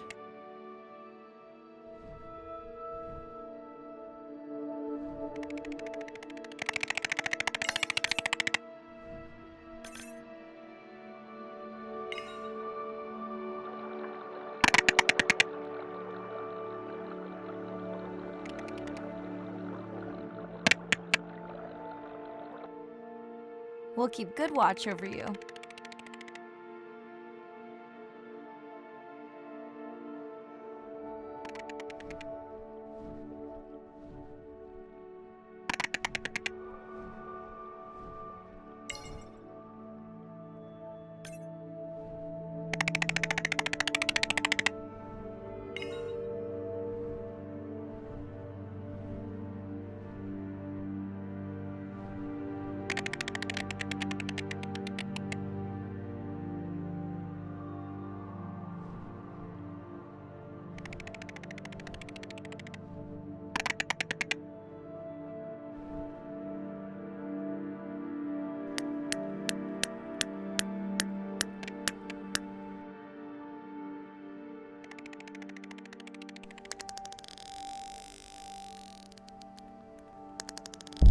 Whoa!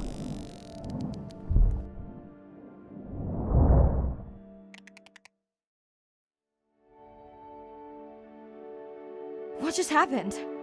I think the squid knocked the camera right off. I had that camera feed in full screen on my visor, and for a second I thought it was lights out for me. Sounds like a good time for the sub to pick you up. Live stream out.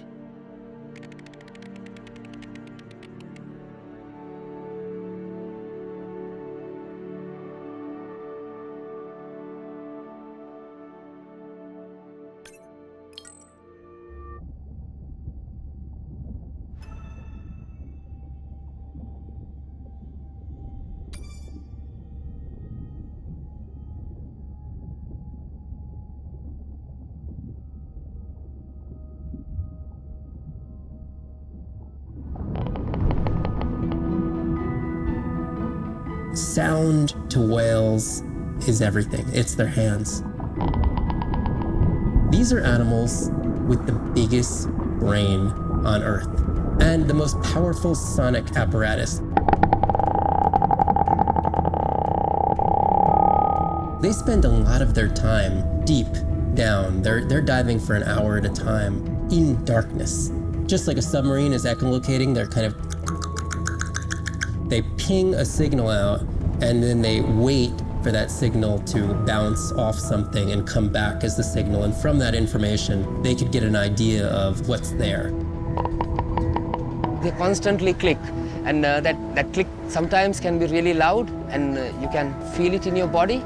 It's like going to a DJ and that feeling that bass. Once I had an experience with a sperm whale. It clicked, my ears almost like bounced back. It's really an amazing feeling, you know. You don't develop a huge, complicated brain if you're not using it. Whales have little channels of communicating where they could talk to each other hundreds of kilometers away using sound. Sperm whales make clicks in sort of rhythmic patterns that we call codas. Any family might have 20 to 25 different coda patterns that they use when they're having conversations with each other. And some of them are unique to different places in the world. In the Eastern Caribbean, they make a lot of what we call a 1 + 1 + 3. That sounds kind of like this. And that's only ever been recorded in the Caribbean. And it's been identical for the last 35 years. These are really different ways of life that are being labeled by these coda patterns. In the same way that human language is kind of a shorthand for where you come from. You can make a lot of missteps when traveling simply by speaking incorrectly or introducing yourself differently. Do you hug? Do you shake hands? Do you bow?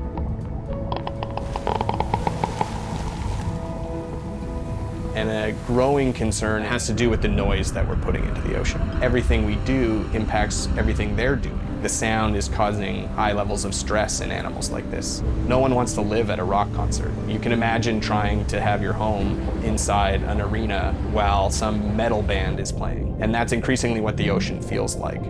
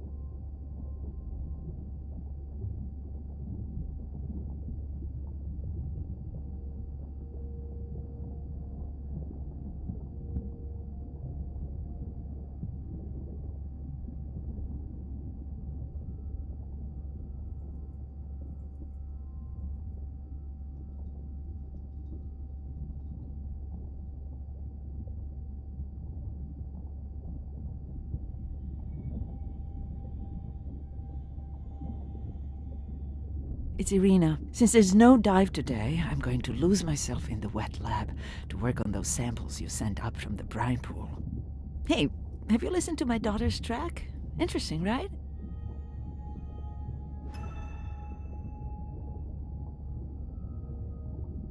Mirai, remember the tag we found on the turtles? I put it out on the network and I got the strangest message back. I'm gonna take a tender to a small island nearby and check it out. I'll explain everything later. Still no mapping drone, by the way.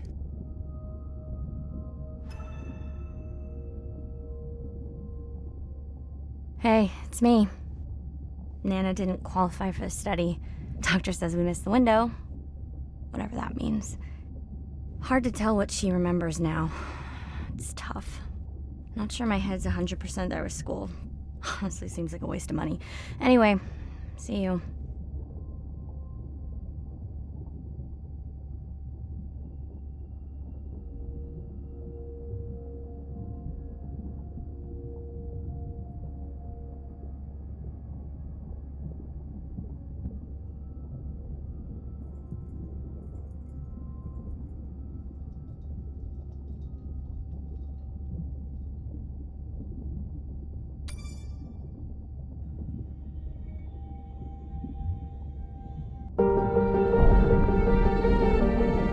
Brine pools are amazing habitat. It's a lake on the bottom of the ocean. And it's this surreal seascape. Chemically, each one of them is unique. These brines undoubtedly contain bacteria, archaea, and viruses that are unknown to science. We know that they're incredibly rich in undescribed life forms. They have the perfect cocktail, the perfect recipe for life. These sites aren't just salty, they can be violent, characterized by eruptions and incredibly unstable conditions. So to live in them, you have to not only be hardy, but you have to be able to endure constantly changing conditions because not one day is the same. The organisms that live there, they undergo a constant biological warfare with each other to dominate the environment, to survive in the system. The biochemicals that they produce to do that biological warfare are applicable to curing diseases like cancer, Alzheimer's. They produce antibiotics and antivirals that can also be used to improve human health. And we drop targets as we go, so we know exactly where we sample. Exploring these habitats is absolutely necessary because the metabolic potential there has the capacity to change the way we think about medicine, to change the way we think about antibiotics, based on our knowledge that we gain from studying these incredible environments in the deep sea.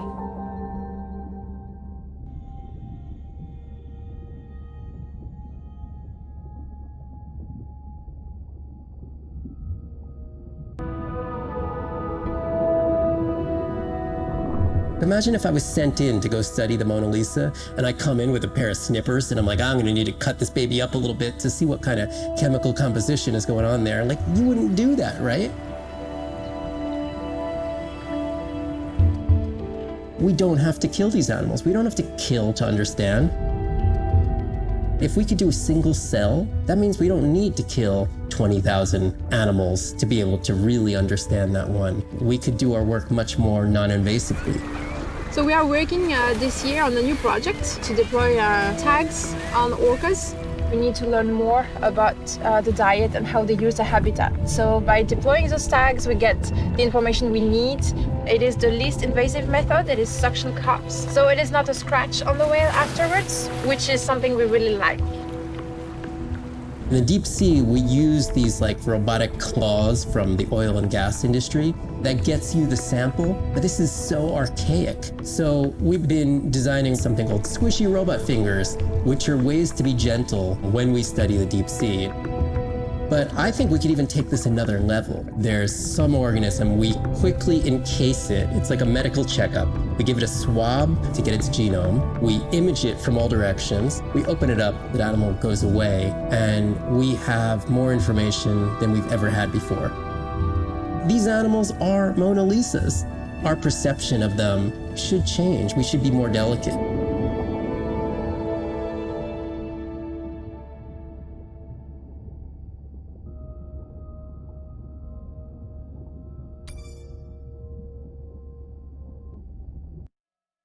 Day 13. We're in the vents region without a map because of the lost drone. Diving blind, but I know these vents are important to Arena. We tracked a tag from our whale family here. I'm hoping it just fell off, as this would be an unusual place for a whale to be. Andre has the dive suit in safe mode, so I'll have restricted range.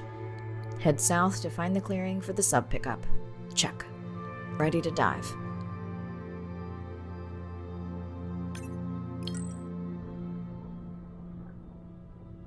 I'm in and okay.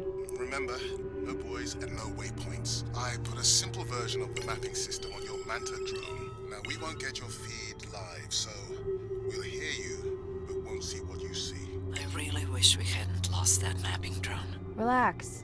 You know I've got this. Of course.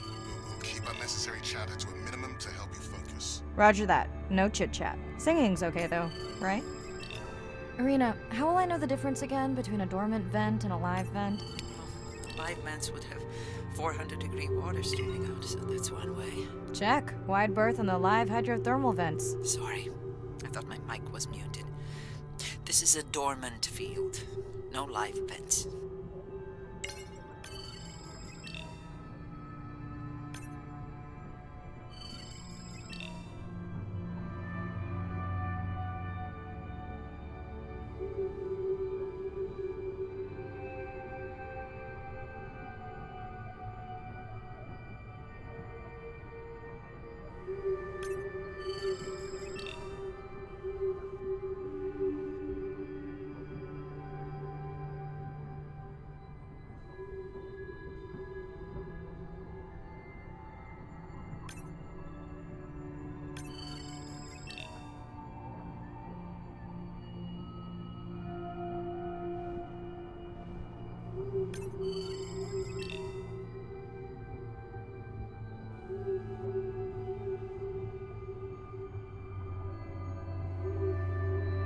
Neither of you are gonna believe this.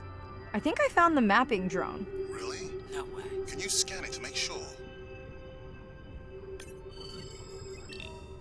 Scan confirms. I thought you programmed it to track the noise from the miners. I did. I definitely did. Maybe you never committed the change. You were pretty exhausted that night.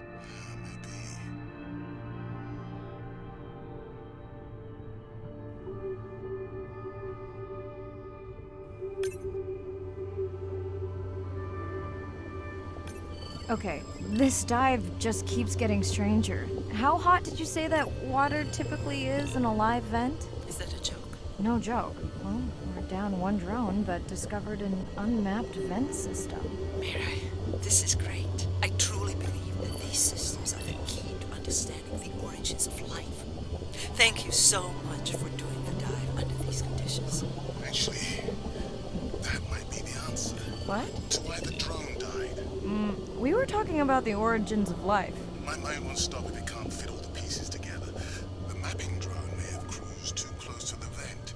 It's got more delicate equipment on its underside that are not rated for anything close to that temperature. You sound almost pleased. Well, it's better to know the flaws so you can fix them.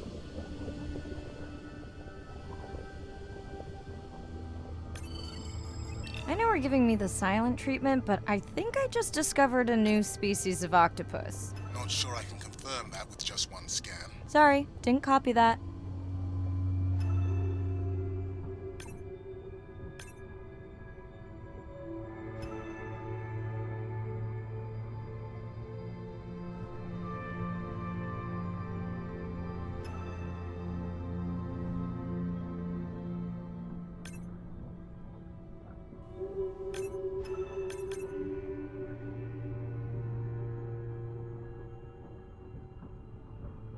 Is that an opening there?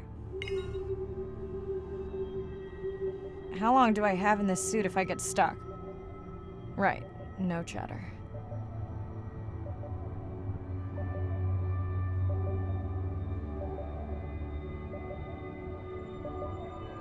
Andre, is it possible that this is one of our tags?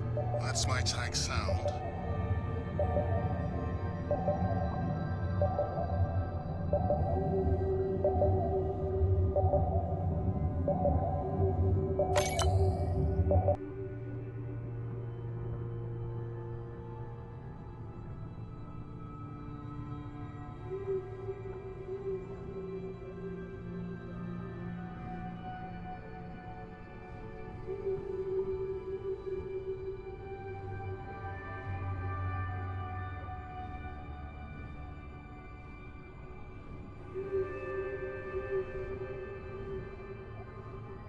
Serena, did you expect volcanic activity here? Describe, please. Red, glowing. Need more? Mirai, I would give that a very wide berth. Like maybe from your sub.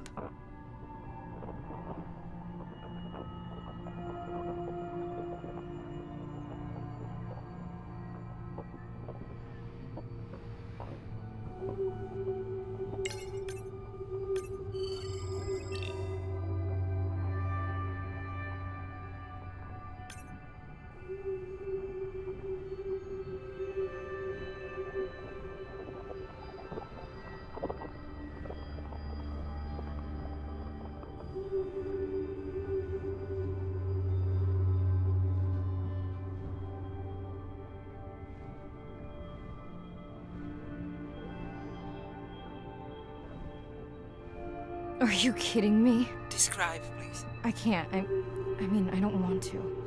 Mirai, you're making me uneasy. Seriously, we'll look at it together when I'm done with the dive.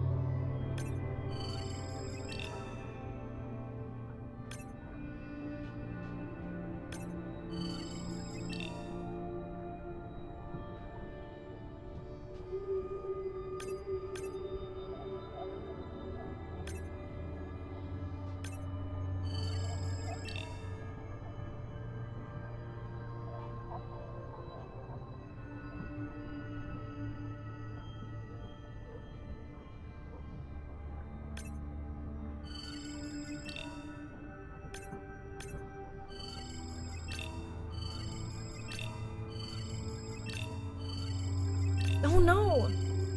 What happened to you? Were you sick?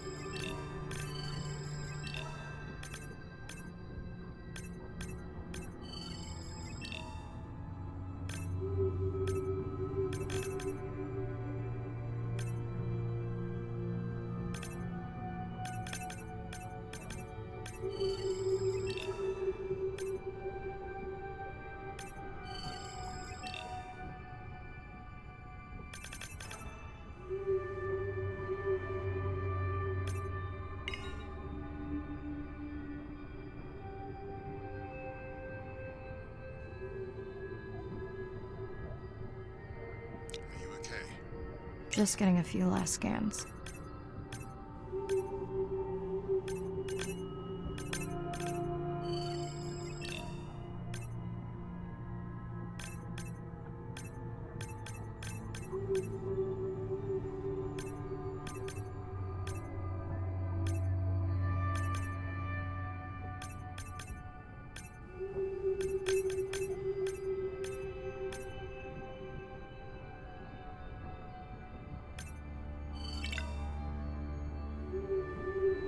And saying goodbye to a friend.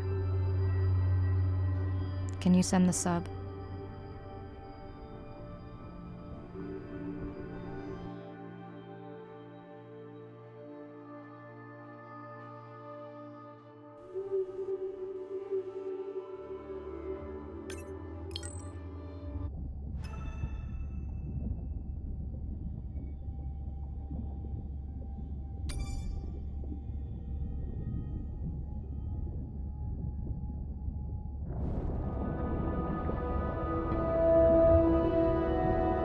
Hydrothermal vents are located on the seabed, often in deep water, but sometimes in shallower water. And they form in areas where new oceanic crust is being formed. You can have 400-degree water here and 2-degree water over here. It's an accelerometer for chemistry, and you can form organic compounds in the absence of biology. Everybody's interested in vents because of the metals, including humans. But the metals are sort of the nuclei for life.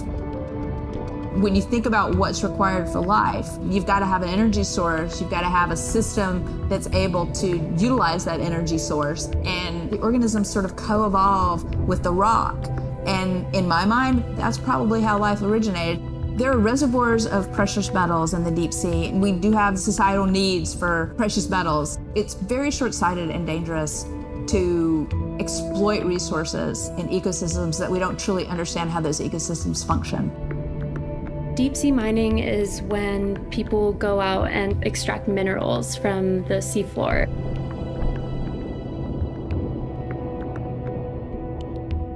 People do this because a lot of the minerals that we have on land are actually being depleted, like copper and zinc, so we're looking to the ocean to get those minerals. We want these minerals for solar panels primarily, and we want them for cell phone boards. It's necessary to advance society and get us off fossil fuels. We simply have no idea about the environmental consequences of a lot of these actions that we're taking in the deep sea. We have tended to go for the quick benefit and we'll deal with the consequences later. Well, I think that has caught up with us. We don't know enough right now to effectively, selectively mine the deep sea without catastrophic consequences. The science has always lagged behind the industrialization. I would like for once to see the science ahead of the industrialization and have the science define the limits of the industrialization.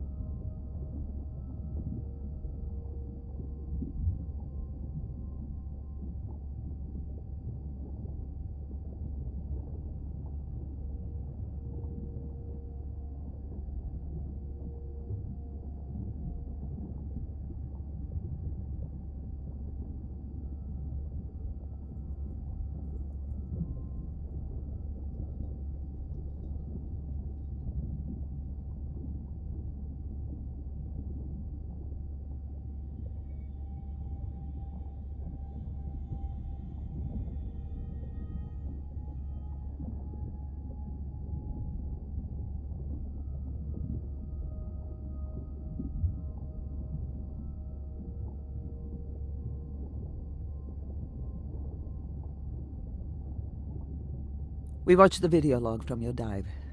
I'm truly heartsick. I'm furious. Where should we start?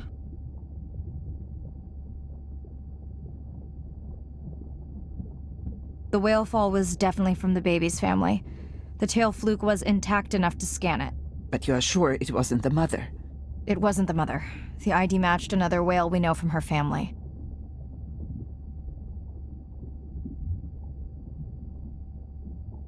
But it was an older whale, so more vulnerable.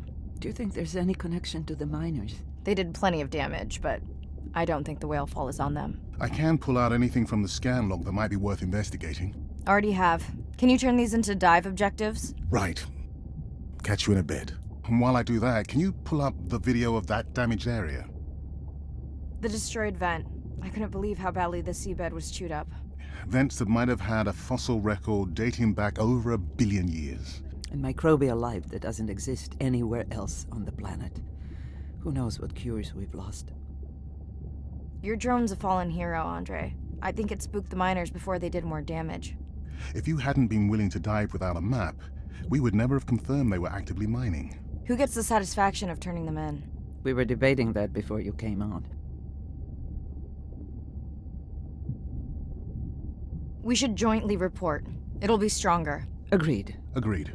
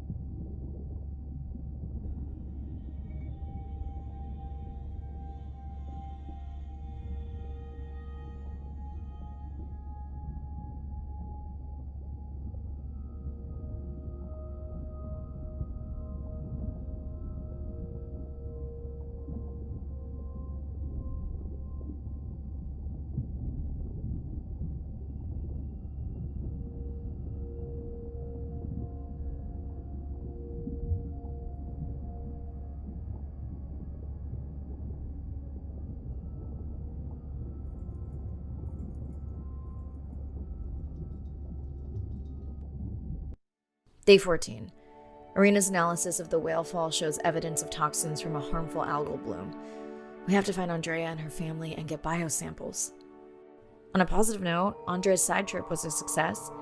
He found an amazing group of teens who have been nurturing the turtle population back to health. Running out of dive time, especially if I go home early. Ready to dive.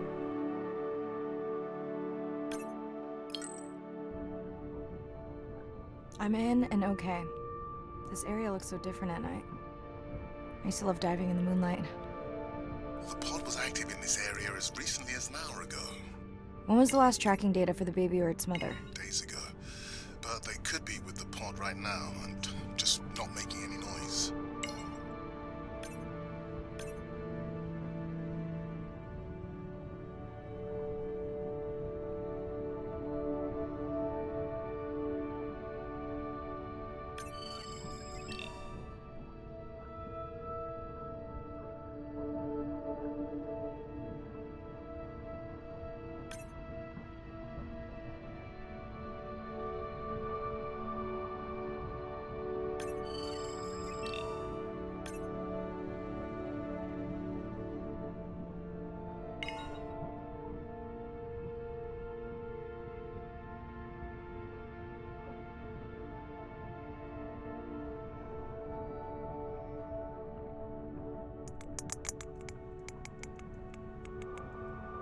There you go, first waypoint.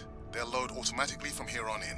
I have the Explorer drones patrolling to get as many eyes and ears looking for the pod as possible. Do I need the buoys? No, we'll use the hydrophones on the drones. They don't have the range or fidelity of the buoys, but we need speed.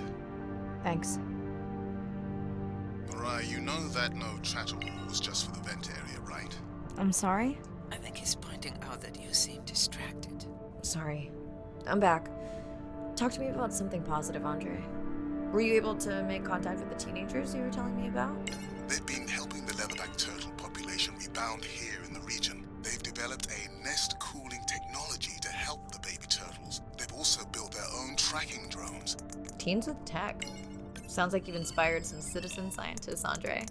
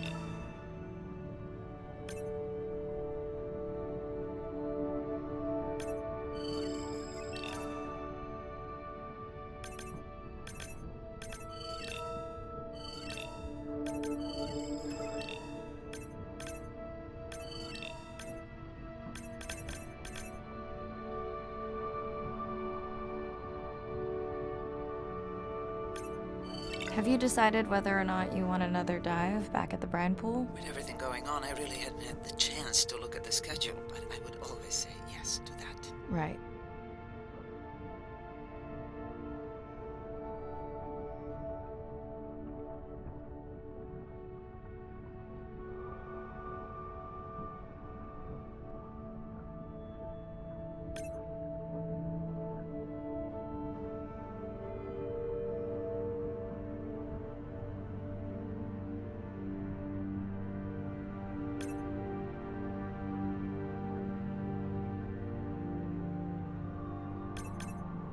I found the underweight orca. If you can easily collect a sample, we might as well screen him for toxins and pathogens.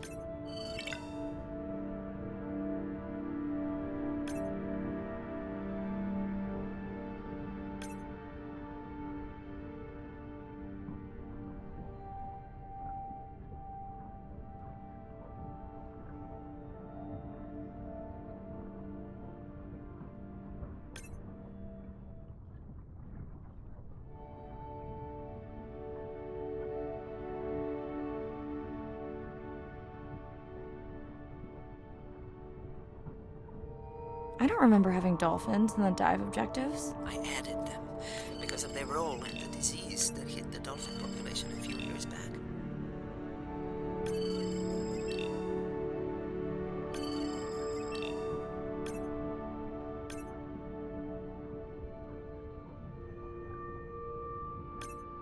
Done. Andre, have you picked up any tags from our pod? No, not yet. I'm going to widen the radius for the Explorer drones.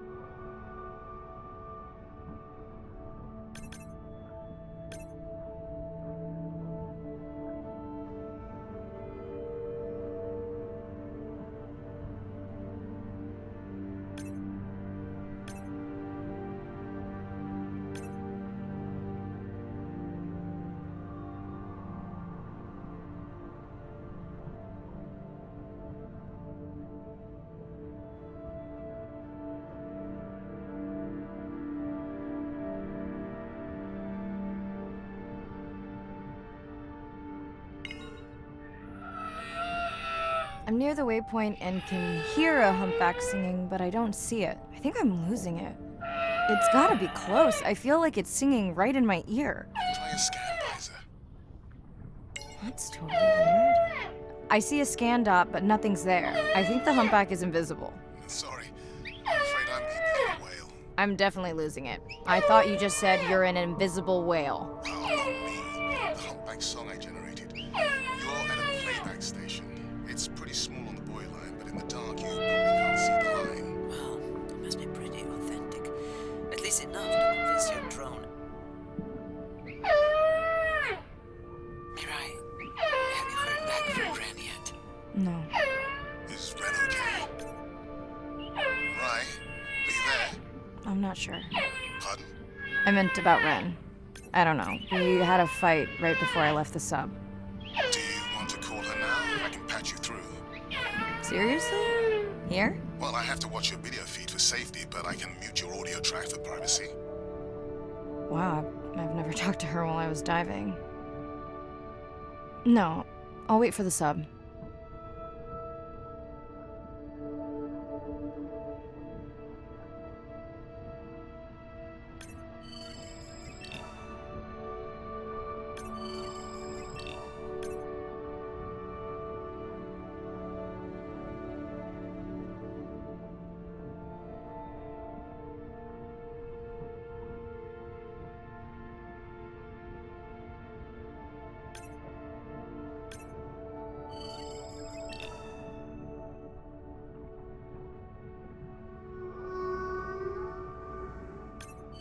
Okay, Mirai, you're on. The drone on the outer patrol just picked up several sperm whales on visual. Thanks. No sound alerts at all. They're being awfully quiet.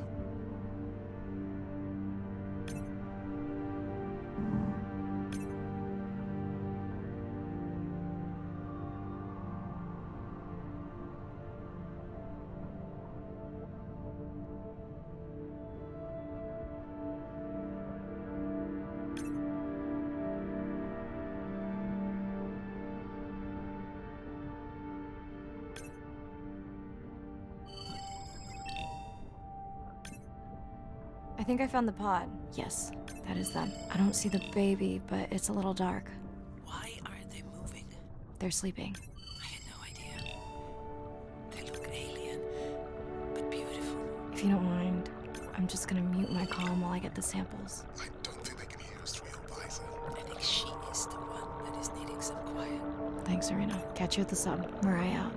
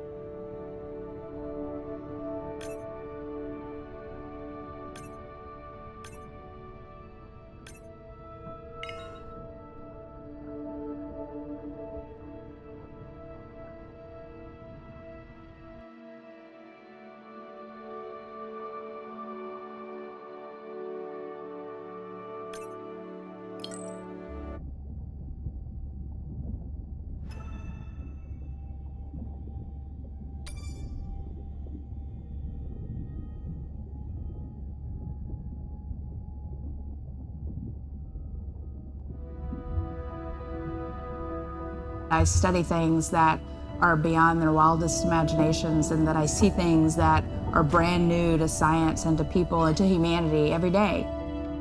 I'm at home in these kinds of environments. It's funny, I'm more comfortable here than I probably am on the outside. It wasn't just that I was meant to be out on ships. I was supposed to be in the bottom. I was supposed to be in the deep water. I was supposed to be doing those things that nobody had ever done before. It completes who I am. Being a deep sea scientist, it does require sacrifice. I mean, we're away from our families for weeks on end, sometimes months on end. It's a constant struggle because you miss parts of your kid's life. My oldest daughter was about to turn 3 when the oil spill happened in 2010. I was at sea a lot. So between 27 months and 36 months, I was gone probably more than I was there. When I came home after a 5-week stint in the Gulf, she came running up to me in the airport. She had transitioned from a toddler to a little girl, and the little girl was gone, and there was this other person there. And you don't ever get that back. It was a decision. I was just like, okay, I'm gonna miss transformations, I'm gonna miss really important things. Is it worth it? I had talked to her class about the ocean, and one of her friends said something to her, and she responded, you know, my mommy, she's the ocean doctor. The ocean is sick, and she's trying to make it better. She couldn't even say important, she's like, it's really important. But she understands that it's an important job. Every time before I leave, I say, my most important job on this planet is being your mother. But this is part of me too.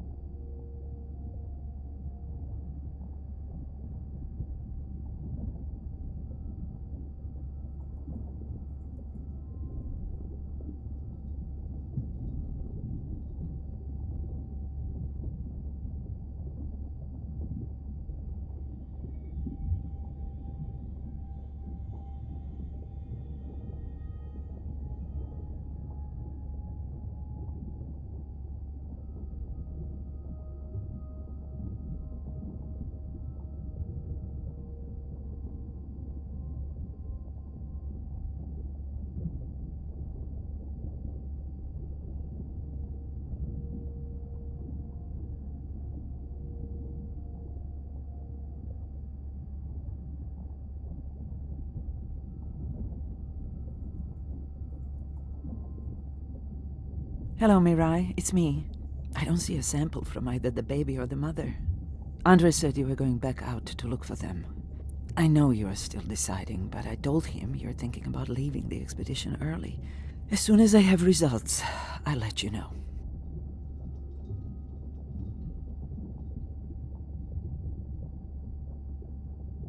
Mirai, I think I have a location for the mother and baby. They were spotted just outside the research zone by those teenagers I was telling you about.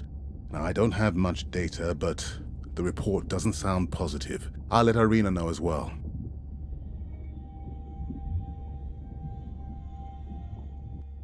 Hello?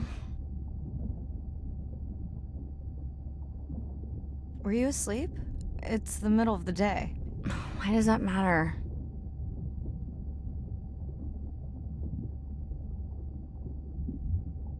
Did the doctor say anything other than Nana missed the window? Not really. Did you ask him the questions I sent? Didn't seem to be any point. Listen, I'm exhausted. I'll catch you later, okay? Bren, please don't hang up. Bren? Okay.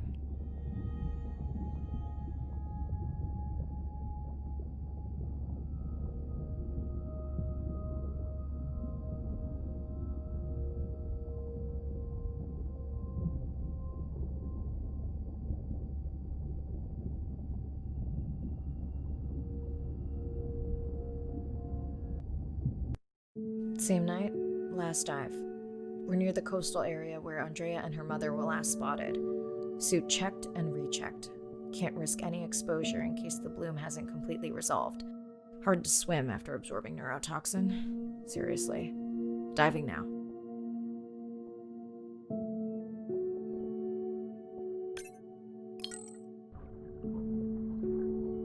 I'm in. Mirai, are you sure you want to do this dive? I'm okay. And you're sure you want to record in our streaming format? Yes. Ready? Recording now. Tonight we're recording from the open ocean in the Western Pacific. For those of you who are returning, we're trying to get an updated status on the mother and baby sperm whale that we've been following on our stream. We're recording tonight's stream because we have reports that the mother whale is distressed, and we don't want to surprise viewers if these reports are true. After discovering a whale fall in our research zone, we suspected that the whales may have been exposed to a toxin or pathogen, and are currently investigating. Samples from several females in the pod tested positive for a toxin that we believe resulted from exposure to a harmful algal bloom near the coastal area just outside our research zone.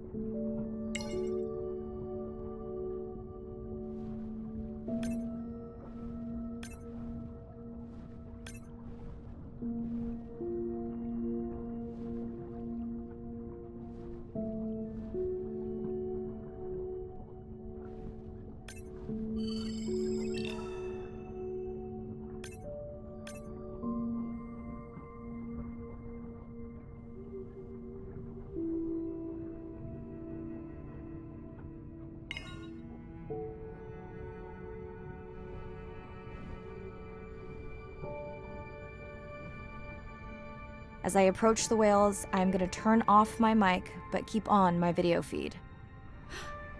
No.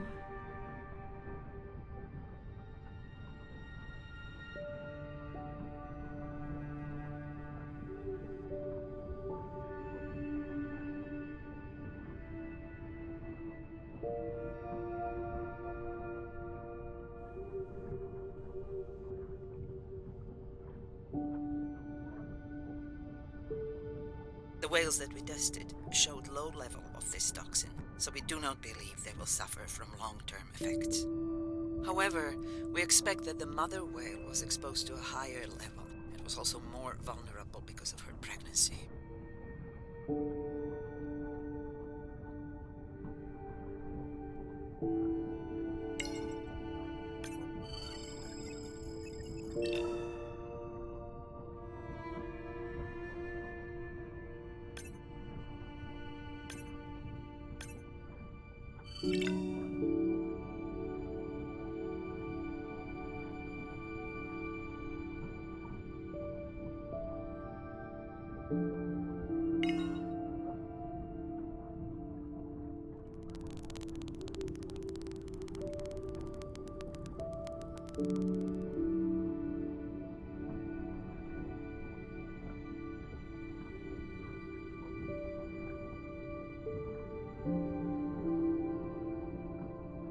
Andre, those orcas sure look like they're threatening the baby whale.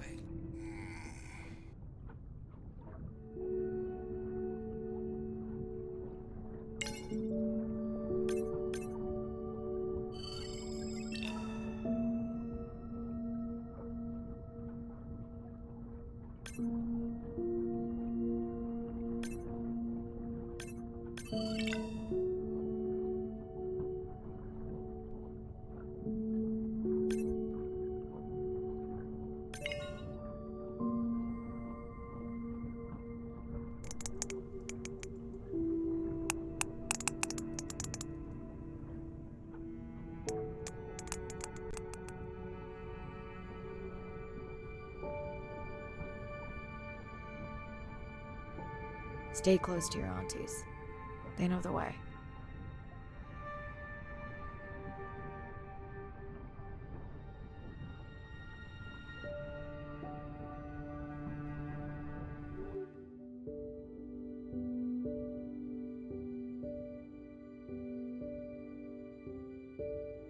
As far as we know, those were the only 2 whales affected by the bloom.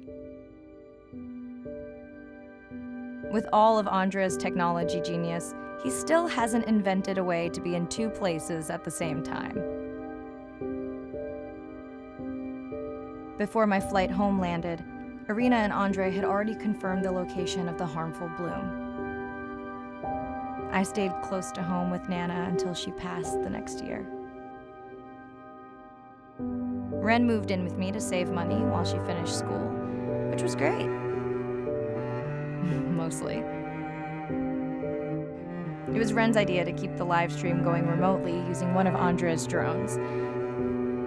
But it was my fabulous idea to have Ren join the stream to choose the questions from the audience.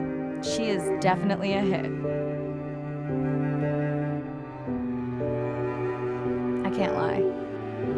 It's great to be diving again. While I was away, the baby became an auntie.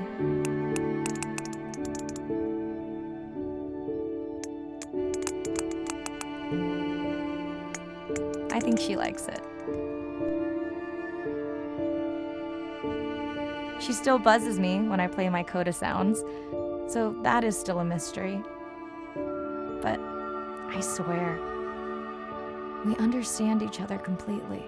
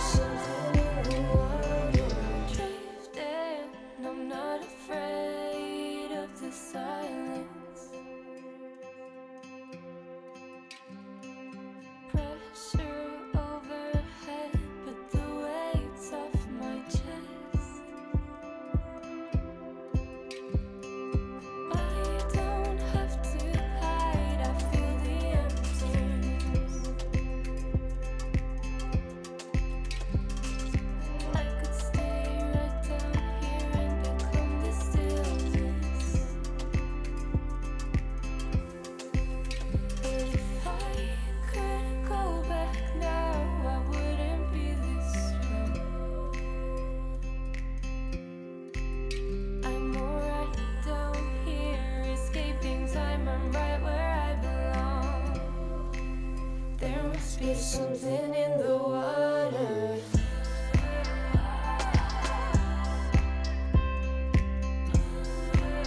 There must be something in the water.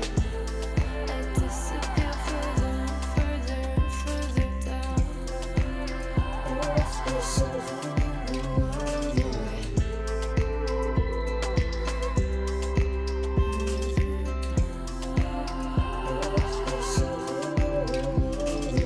I could stay right down here and become the stillness. There must be something in the water.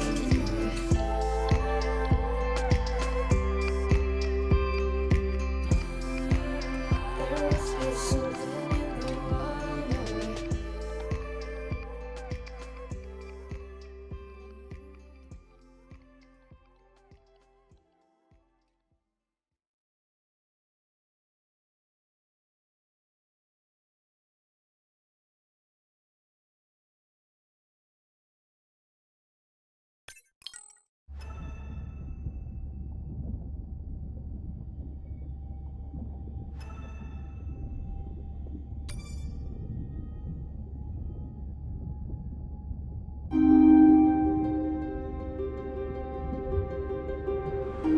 We're burdened from a time when we thought the ocean was too big to fail. You can't take anything for granted. Even though the ocean is so big, it is sensitive. The oceans are the kidneys of the earth. They recycle material and filter it out. Most people don't know that. They're not aware. They see the ocean as a sewer that they can dump anything into, and it's out of sight, out of mind. Nothing is out of sight, out of mind on this planet. Everything is connected. We are absolutely in this mix of biogeochemistry, and our role so far has been consumptive and destructive. If we are to continue to have a planet that works, we have to heal the harm we've caused. What's the worst case scenario if we deny that the climate is changing, but actually it is, and we do nothing?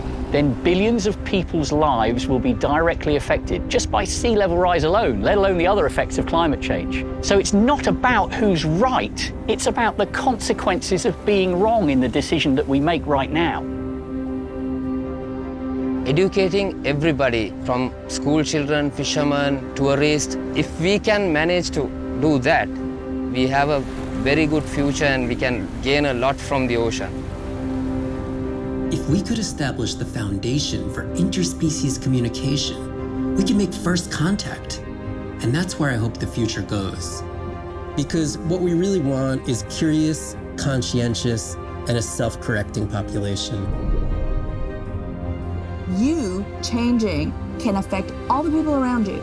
To walk instead of drive, to buy a hybrid, to ride a bicycle, to not use single-use plastic.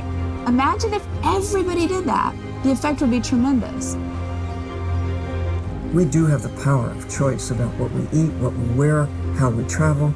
All the things that we do in an everyday way, times 7 billion, will make all the difference in the world. We must protect the ocean, as if our lives depend on it, because they do.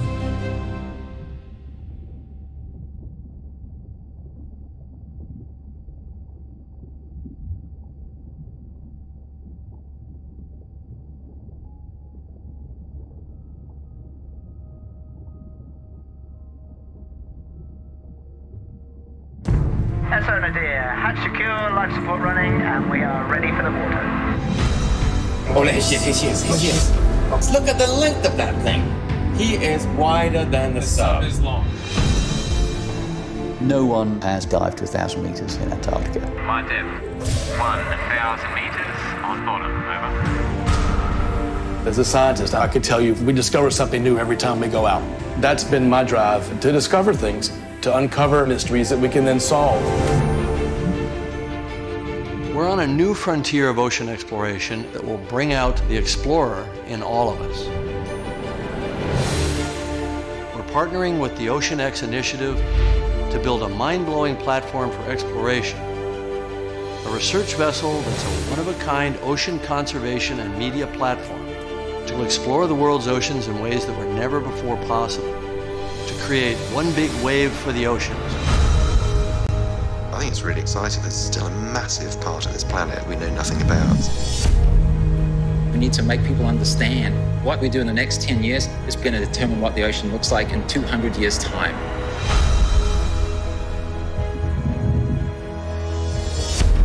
Audiences glued to Blue Planet 2 have been starkly reminded of the problems of plastics pollution. 50 years ago, Jacques Cousteau and the Calypso managed to capture our imagination. Somehow we lost that moment. We have to get back that personal connection to the sea. The greatest era of exploration is still ahead of us. Exploring the ocean can help provide a piece to the big puzzle.